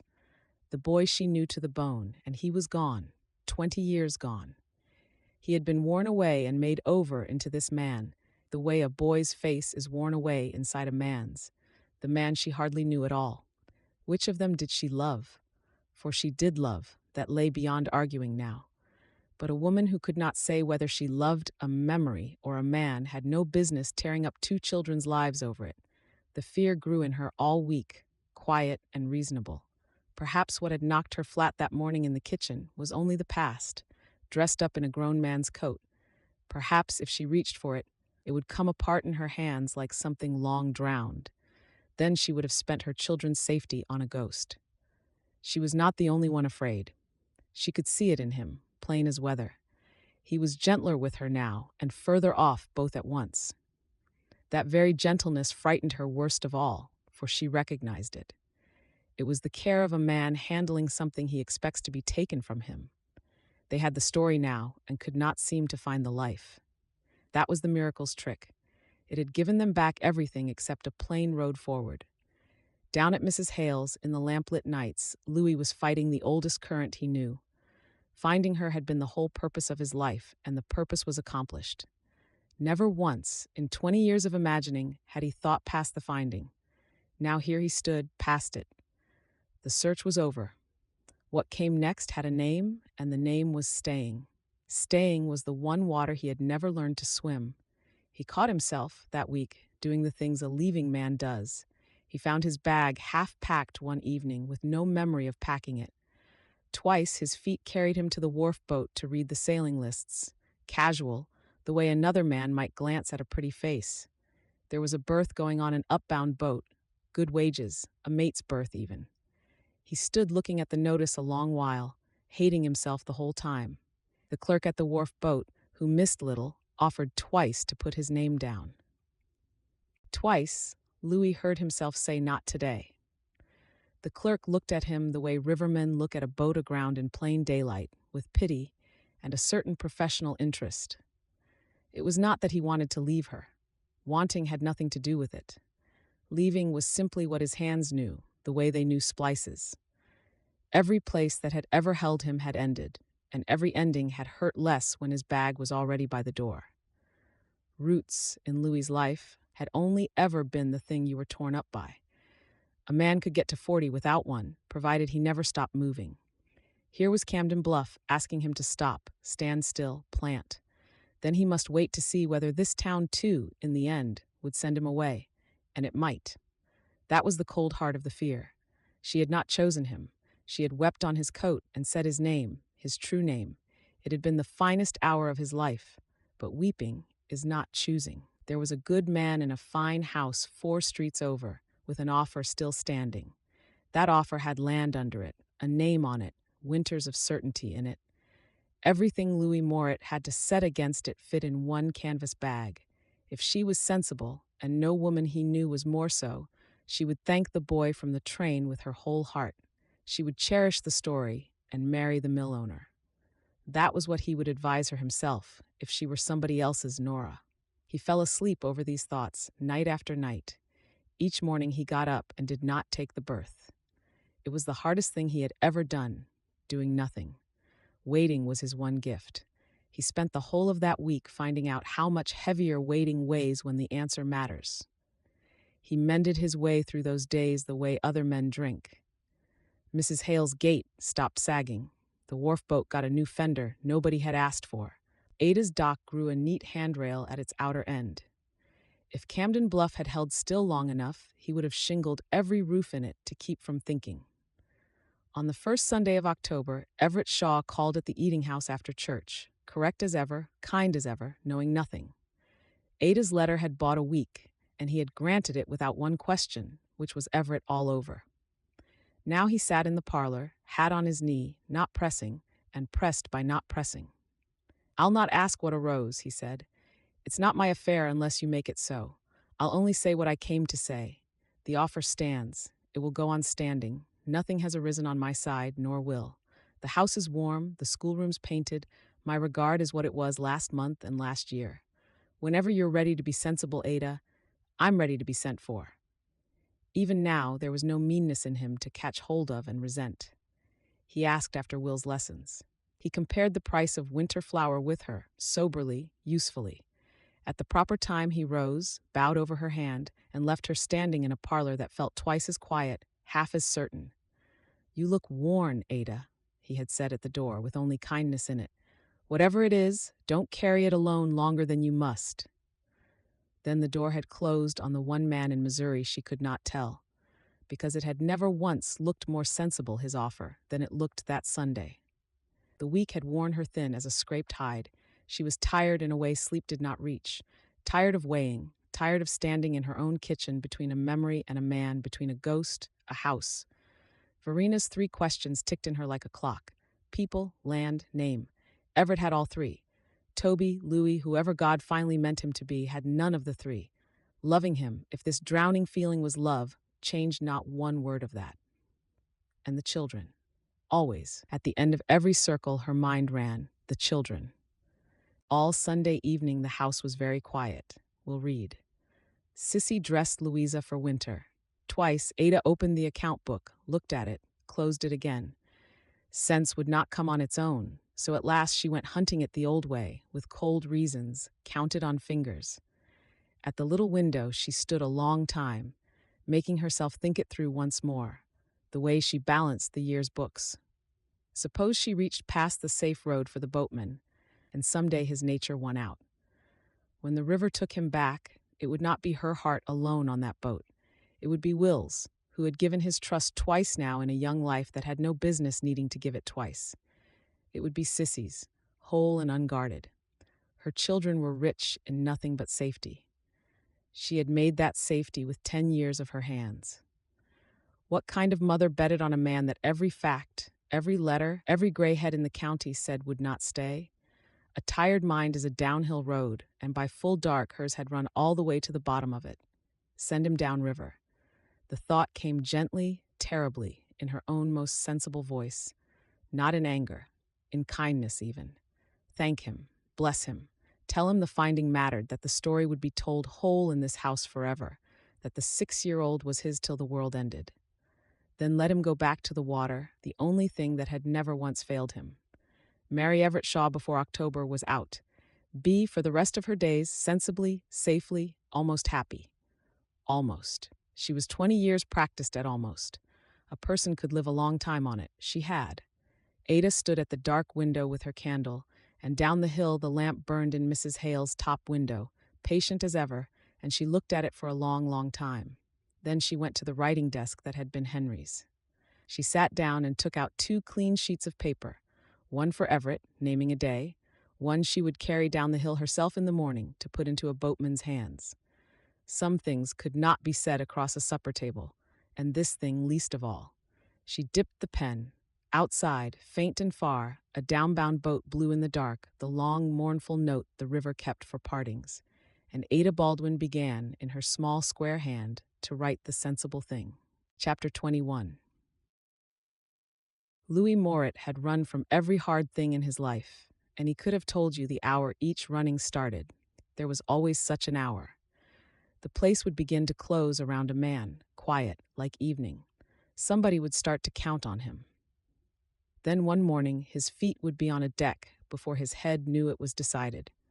The trouble would fall away behind with the town smoke, and he would tell himself, watching the water, that leaving first was the same as not being sent away. That Monday morning, at Mrs. Hale's window, he felt the old hour strike. Everything in him knew the signs. The widow up the hill sat wearing thin between 2 roads. One road was safe, rich, standing 4 streets over with its shutters newly painted. Any day now the sensible answer would arrive, kindly, the way his sentences always arrived. The wise course, the painless course, the one his whole life had trained his legs for, was to be gone before it came. He stood at the window a long time, watching the boats take on wood in the gray below. Then Louis Morit did the one thing he had never once done. He picked up his hat, walked down to the levee, and planted himself. The wharf master had been after him half the summer. A man who mended docks unasked, who read the river like print, did not go begging for work on a growing landing. By 8 that morning, Louis had hired on steady, not by the trip, not by the season. Steady, year-round, the word said out loud in front of witnesses. His maiden name went into the wage book, at the top of a long, empty column. That column was the most frightening thing he had ever looked at. From the wharf boat, he went straight back up Front Street to Mrs. Hale and took the room by the month. The month, said Mrs. Hale, who had rented to Riverman 30 years and knew what she was hearing. She looked at him over her spectacles a long moment. Well then, she said, and that was all. But she gave him the better lamp. In that house, the better lamp was as good as a blessing. He was terrified the whole time. That was the truth he would have told nobody. Signing the wage book, his hand had been steady and his mouth dry as chalk. It was a small town with a small book, and no anchor was ever dropped harder. Every running instinct he owned stood up and howled. He was building the very thing that would be torn from him. Roots only gave the world a grip to tear you up by.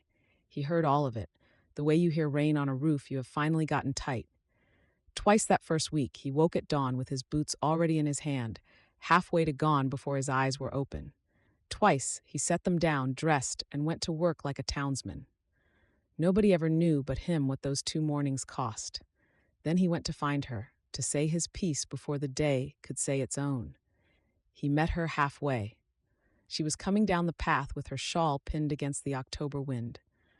Her face when she saw him was pale and set, the face of a woman braced to do a hard errand. One of her hands was in her apron pocket, holding something. He did not know it was a letter. He only knew he had to speak first, or drown. Ada, he took off his hat. I'd ask a minute, not more. I've got something to say that wants saying while my nerve is up. Then you can say anything in this world back to me, and I'll take it standing. She stopped. The wind worked at her shawl. After a moment, she nodded. I signed on with the wharf master this morning, Louis said. Steady work, the year around. I've taken my room by the month. I'm telling you first before the town tells you, because you above anybody have earned the right to laugh at it. Laugh at it, she said faintly. A drifter, putting his name in a wage book. His mouth bent, but his eyes never left her. I know what I am, Ada. I know it better than the town knows it. Never stayed a full season anywhere, 20 years. Every word the town has said against me is true. I'll not stand here swearing it's all different now, for swearing is wind, and you've been offered better wind by a better fixed man. Louis, let me get it said. He turned the hat once in his hands, and she watched him gather his nerve, like a man setting his feet on a heaving deck. I'm not asking you to tear up your life. I'm not asking you to choose me over good sense, nor over him, nor to choose anything at all, today or this year. You owe me nothing. The bread was paid for 100 times over the first night you fed me supper. What I'm telling you is only this. I am done leaving. Not for you, or not only, for me. I've done enough leaving for one life, and it never once took me anywhere but further off. The wind came up off the water. He let it pass, then said the rest quiet. I spent 20 years hunting the place at the river's end. I told a little girl it was a place where nobody gets sent away. Then I went looking for it at every landing from here to the salt water, and it was never once there. It was here. It's this town. It's that house up the hill with the bad third plank I fixed, the boy with his splices, the little one with her stories. Above all, it's you. You're the place, Ada. You always were, since I was 12 years old. So I mean to do my staying here, in reach of it, working honest, wanting nothing that isn't offered free. If you marry your mill owner, I'll stand in the church and wish you joy. And I will still be here, steady, till they put me up on that hill. A man can't earn 20 years back, but he can plant himself and grow what grows. He put his hat back on then because his hands had run out of ways to hold it. That's the whole of it. I'll not press you ever again, past what I've said this morning. Good day, Ada. The wharf master gets my afternoons now, and I mean to give him full weight. Then he walked past her, down toward the landing, a man with a job to be at. Ada Baldwin stood on the path with the wind in her shawl, her letters in her pocket like stones. She stood there a long while. Then she walked back up the hill, past the eating house into her kitchen, and drew the 2 folded sheets out of her apron. The sensible thing, written in her own small square hand at Henry's desk. One page named Everett Shaw, a day in October. One page sent a boatman kindly down the river. Ada opened the stove door and fed both pages to the fire. She stood watching until the sensible thing was smoke, all the way gone, up the chimney, out over the roofs toward the water. It was not a decision. She told herself that, firmly, wiping her hands. Nothing was decided. It was only that no answer written before this morning could be a true one now, and she had promised him true. Everett would have his answer yet, but it would have to be made of whatever she learned next, watching a rootless man try to grow roots before the whole county. The whole county did watch. There was no help for it in a town that size. They watched the boatmen turn up at the levee at first bell, rain or shine, and work the way he mended, no stroke wasted. They watched him bank his wages with the storekeeper like a settled man. October wore on and boats came down running from the ice up river. The wharf master, no soft judge, was heard to say he'd trade 2 ordinary men for the one of him. Mrs. Hale reported the room paid a month ahead, swept by its own tenant, with a shelf put up. On the shelf, of all things, books. A drifter with a shelf. The town chewed it over, fence by fence, and could not make it come out to anything but what it looked like. He came for his supper every evening still, to the corner table, quiet, steady. He pressed her by not pressing in a way that made her want to throw the coffee pot at him, or do something else entirely, which she would not name. Evening after evening, week after week, staying in front of everybody like a lamp left burning. The coat was Will's doing. It happened on a Friday evening, late in October, with the first fires of the season lit and the supper crowd loud against the cold. Louis came in with the wind behind him and shrugged off his old canvas coat. He made for the row of guest pegs along the far wall, where it had hung all summer among the drummers' coats. Will got there first. The boy took the coat out of his hands without one word. He walked the length of the room with it and hung it on the short row by the kitchen door. The family pegs. Henry's old peg had stood empty 3 years. Will did not touch it, and never would. He hung the coat on the peg beside it, his own peg, moving his own jacket down one to make room. Then he straightened the collar with 2 fingers, the way you square away a line you mean to leave rigged. He went back to his supper, red to the ears, glaring at his plate, daring the whole room to remark on it. Nobody remarked. The room went on eating. It was the loudest thing Will Baldwin had ever said, and every soul in the family heard it. Sissy's mouth had fallen open. At the stove, Ada had gone very still, her spoon stopped in the pot, and the boatman stood a moment by the kitchen door pegs. There hung his old canvas coat in the row of the family's things, next to the empty peg kept for a good man gone. Then he crossed to the corner table without a word, sat down, and looked out at the river until his supper came. A man learning to stay must also learn what to do with his face when the staying starts to answer back. Chapter 22. October went down the valley in wood smoke and yellow leaves. Ada Baldwin watched a man stay. She had not known before that staying could be watched.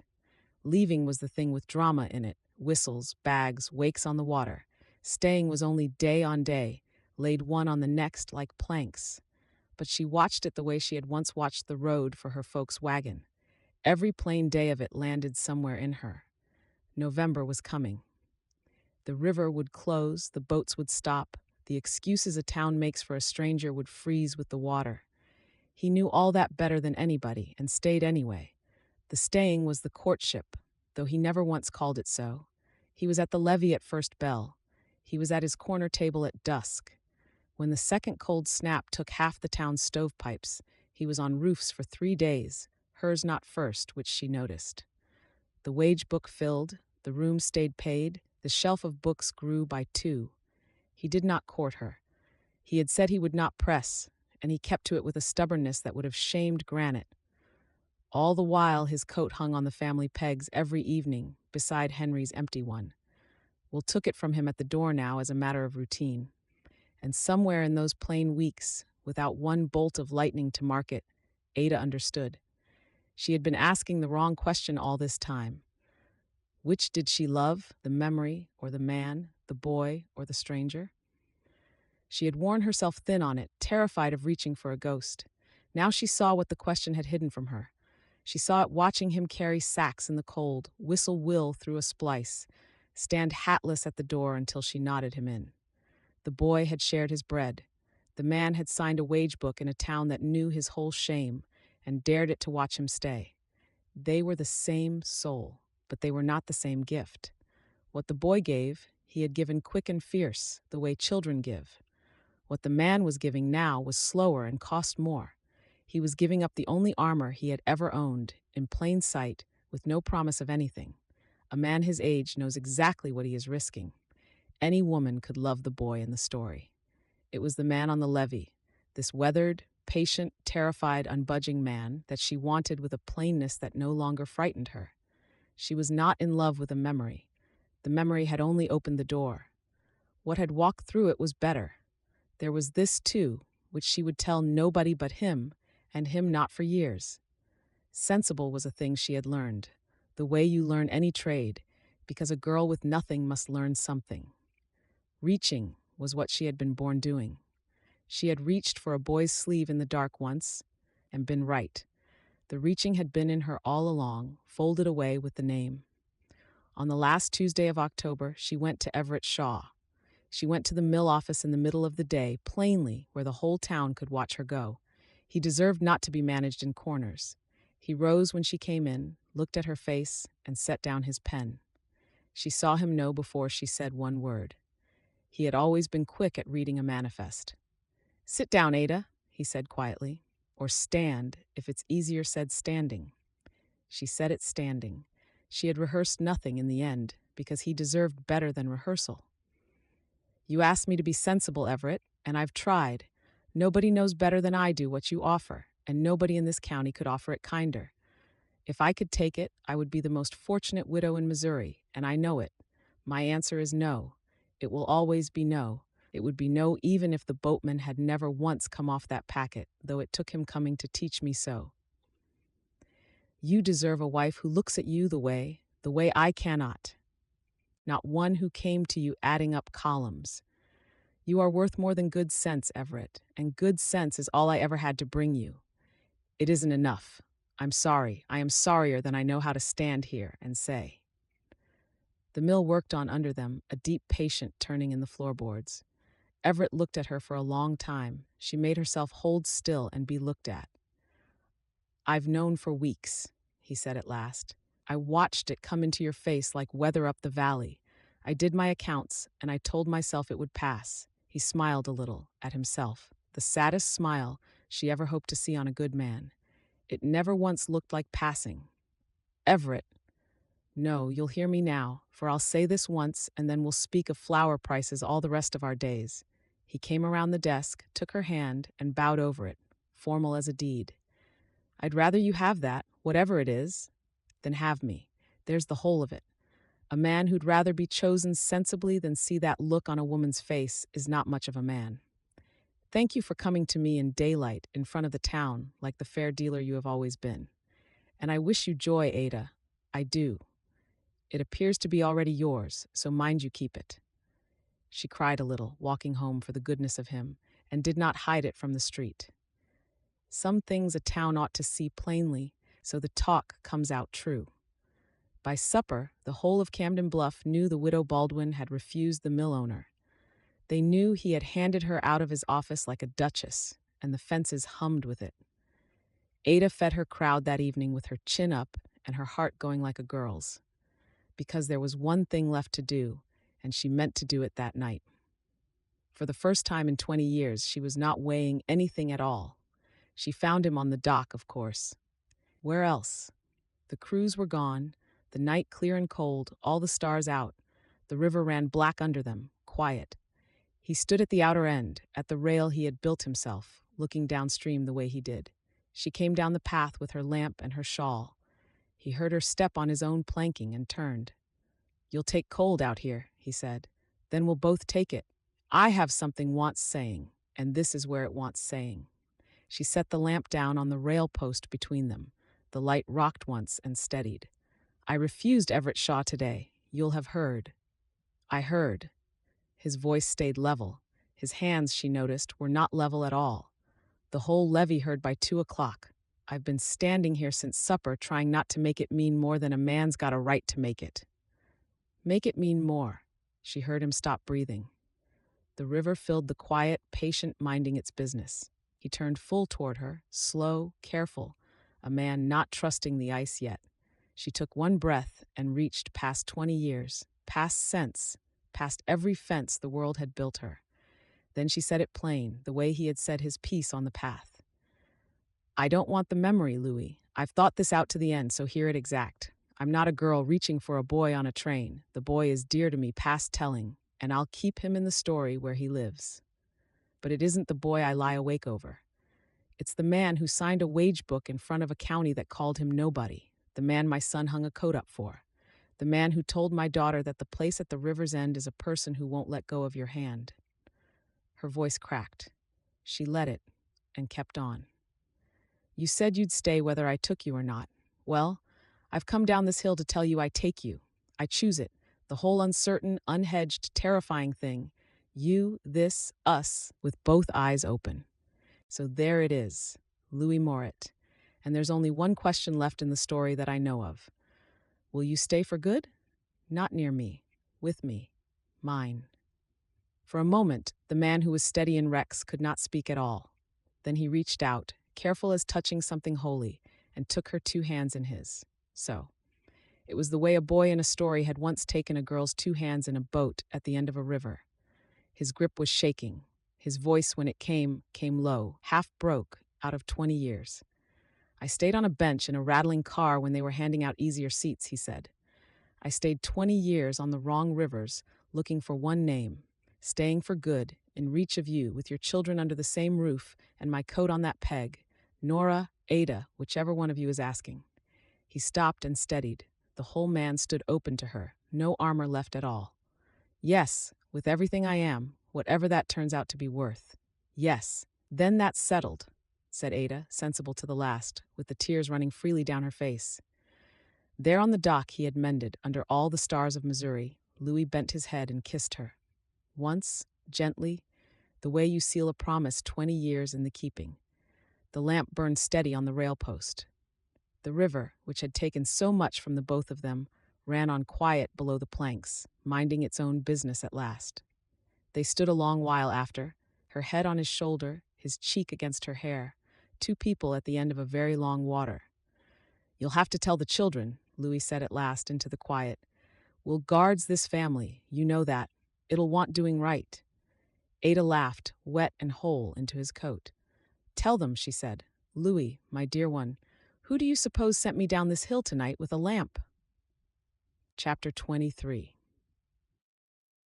The children were told on a Sunday at the family table, with the eating house closed and the whole afternoon cleared for it. They did it plainly, the two of them together, because Will was owed plainness and Sissy would settle for nothing less than everything. Ada told the first half, the train, the little girl, the name that was taken. Louis told the rest, the bread, the promise, the 20 years of asking at landings. Halfway through, Sissy climbed onto her mother's lap. There she sat with her eyes going back and forth between them like a person at a horse race. The finish undid her entirely. Mama is the girl. She said it 3 times, each time louder, testing whether the world would bear the weight of it. Mama is the girl in the boat. The story is true. It was true the whole time, and nobody knew, not even Mama. She rounded on her brother, triumphant. I told you stories were true, Will Baldwin. I told you. Will had gone very quiet, the way he went quiet at the big things. He looked at Louis a long moment, working it through, jaw set like his father's. All summer, he said at last. The dock, the roof, the wood. You were looking for her the whole time. It was her you came for. It was, and you'd have gone away without telling if Sissy hadn't stopped you at the door. The boy thought that over, and something crossed his face too old for 10. That's the only foolish thing I ever knew you to do, he said. He put out his hand, man fashion, and Louis shook it. That was Will's whole speech on the matter ever. Verena Baldwin took a full fortnight. She came at last on a Thursday, the news having broken over Camden Bluff like a spring flood 2 weeks before. At the family table she sat in her good black, upright as ever, and asked Louis Moret her 3 questions to his face. Where are your people? Where is your land? What is your name? The whole family held its breath. My people are in this room, ma'am, Louis said. My land is a wage book and a levy so far, though I mean to make it more. And my name is one I built myself, because nobody gave me one worth keeping. I'd sooner hand on an honest built name than inherit a better one idle. Verena looked at him a long, long time, sharp-eyed, terrible, 60 years of judgment in one gray stare. Then she turned to Ada. My son would have liked him, she pronounced, which were the highest words she owned. Then she took a peppermint out of her bag and gave it to him, as if he were 8. Sissy fell off her chair. Nothing at that table was ever quite so fearsome again. It had cost her something. Everybody knew. A fortnight of pride is a long swallow for an upright woman. But Verena Baldwin had buried too much in her life to go burying the living too. Her grandchildren shone those days like new lamps, and she was not blind. They were married in November, on a bright, cold Saturday, at the little church above the landing. The whole town came, for the whole town had heard the story by then, or some cousin of it. A wedding with 20 years of miracle folded inside was not a thing Camden Bluff meant to miss. The boats at the landing flew what bunting they had. Mrs. Hale wept from the second pew with the punctuality of a woman who had planned to. Ada wore gray silk, the first new thing she had made herself since Henry died. At the shoulder was a sprig of dried prairie flowers that Sissy had chosen. She walked up the hill on Will's arm, past the eating house with its sign gone over fresh at last. Henry's own letters had been kept true under the new paint, a boatman's careful hand laid over a builder's. Will stood up for Louis, solemn as a deacon in his brushed jacket. The ring had been buttoned into his pocket since Thursday, for he would trust it to nobody. Sissy went before the bride, strewing the aisle from a basket of dried flowers mixed with the last bright leaves of the year. She flung them with such largeness of spirit that the front pews were finding them at Christmas. And Ada Baldwin sat in the first row in her best black, bolt upright, guarding her son's memory to the last. From the first word to the final blessing, she wept into her good black glove in spite of herself, where the whole church could see. Everett Shaw came too. He stood at the back, gray and correct. When the vows were said, he was seen to nod once, gravely, the way a man signs off a fair contract. He shook Louis's hand on the church steps in front of the county. "Keep good books, Morit," was all he said. Louis said he intended to, and the two men understood each other completely. The preacher married Louis Morit and Ada Baldwin. Those were the names the two of them had built with their own hands, and the ones they meant to keep. That had been talked out between them, quiet, on the dock one evening before the banns. The old names were not lost anymore, and that was enough. They did not need wearing every day. Nora lived in the story now, safe forever where nobody could take her twice. Toby lived wherever it was that Ada kept him. He came out sometimes in the lamplight, in a word, in a look across the crowded supper room. She was Ada, who had built the eating house life with her hands. He was Louis, who had built the name clean since he was 14 and now had somewhere to hang it. The boy and the girl from the train stood up inside those two names, at the front of a little white church. Nobody sent them away. The town, which had watched it all like a serial paper, agreed by Christmas that it had seen the match coming from the first supper. This was not true and did not matter. Winter came down the valley early that year, and it was the finest winter anybody in that house could remember. Louis moved his shelf of books up the hill with the canvas bag. The bag went into the attic and never came down again. He worked the levee till the ice closed the river, then worked the eating house. The town got used to the sight of the boatman in an apron, drying dishes at the window with his eyes on the water. He had the look of a man keeping pleasant watch on an old road he did not miss. Henry's peg by the kitchen door stayed empty. Louis saw to that himself. "Some places are earned forever," he told Will, "and a good man holds them open." The boy never forgot it. The lost years were not undone. They did not pretend otherwise, either of them. 20 years had gone into the river, and no miracle gave them back. Sometimes, that first winter, Ada would find her new husband standing at the dark window, quiet in some far country. She learned to go and stand with him, saying nothing, until he came home again behind his eyes. Sometimes she woke weeping from a dream of platforms, and he learned to light the lamp without being asked. That was what could be done about 20 years, and they did it for each other. It was enough. The years were honored, set down, and not carried alone anymore. In the spring, Louis meant to build on a room facing the river, with a window seat wide enough for 2 children and a story. He had drawn it out in careful pencil on the back of a manifest and hidden it in Henry's desk. Ada found it inside a week, said nothing, and kept the secret warm all winter. And on the winter evenings with the river locked, the town white, the supper crowd gone home early, the 4 of them kept a ritual, the fire built high, the lamps low. Sissy in the crook of Louis's arm with Louisa. Will stretched long on the rug, pretending to be too old, missing not one word. Ada in her chair with the mending she never got much of done, and Louis told the story. He told it whole now, the only teller alive who could. Beginning to end, from the 2 children that nobody in the world wanted but each other, to the little blue boat waiting in the reeds, Down the whole endless river it went, night after night through that winter. The firefly meadow, the tame deer, the city on stilts, the storm, the bee tree, the man in the black barge, every wonder, every danger. He never stopped at the good part now. The good part was all of it. When at last the river ran wide and shining to its end, the children said the ending along with him. All together the way you say the words you were raised on. It was never a place at all. It was only ever each other. And is that true? Sissy asked the first time, though she knew. She would ask it every time, for years, for the pleasure of the answer. Truest thing I own, Louis said. I rode that whole river myself, every mile of it, 20 years. And the end of it was a kitchen at the top of a path with the lamp lit, 3 streets up from the landing. It's this room, Sissy. You're sitting in the place at the river's end this minute with crumbs on your front. The fire ticked. The child sighed, satisfied all the way down, and burrowed in.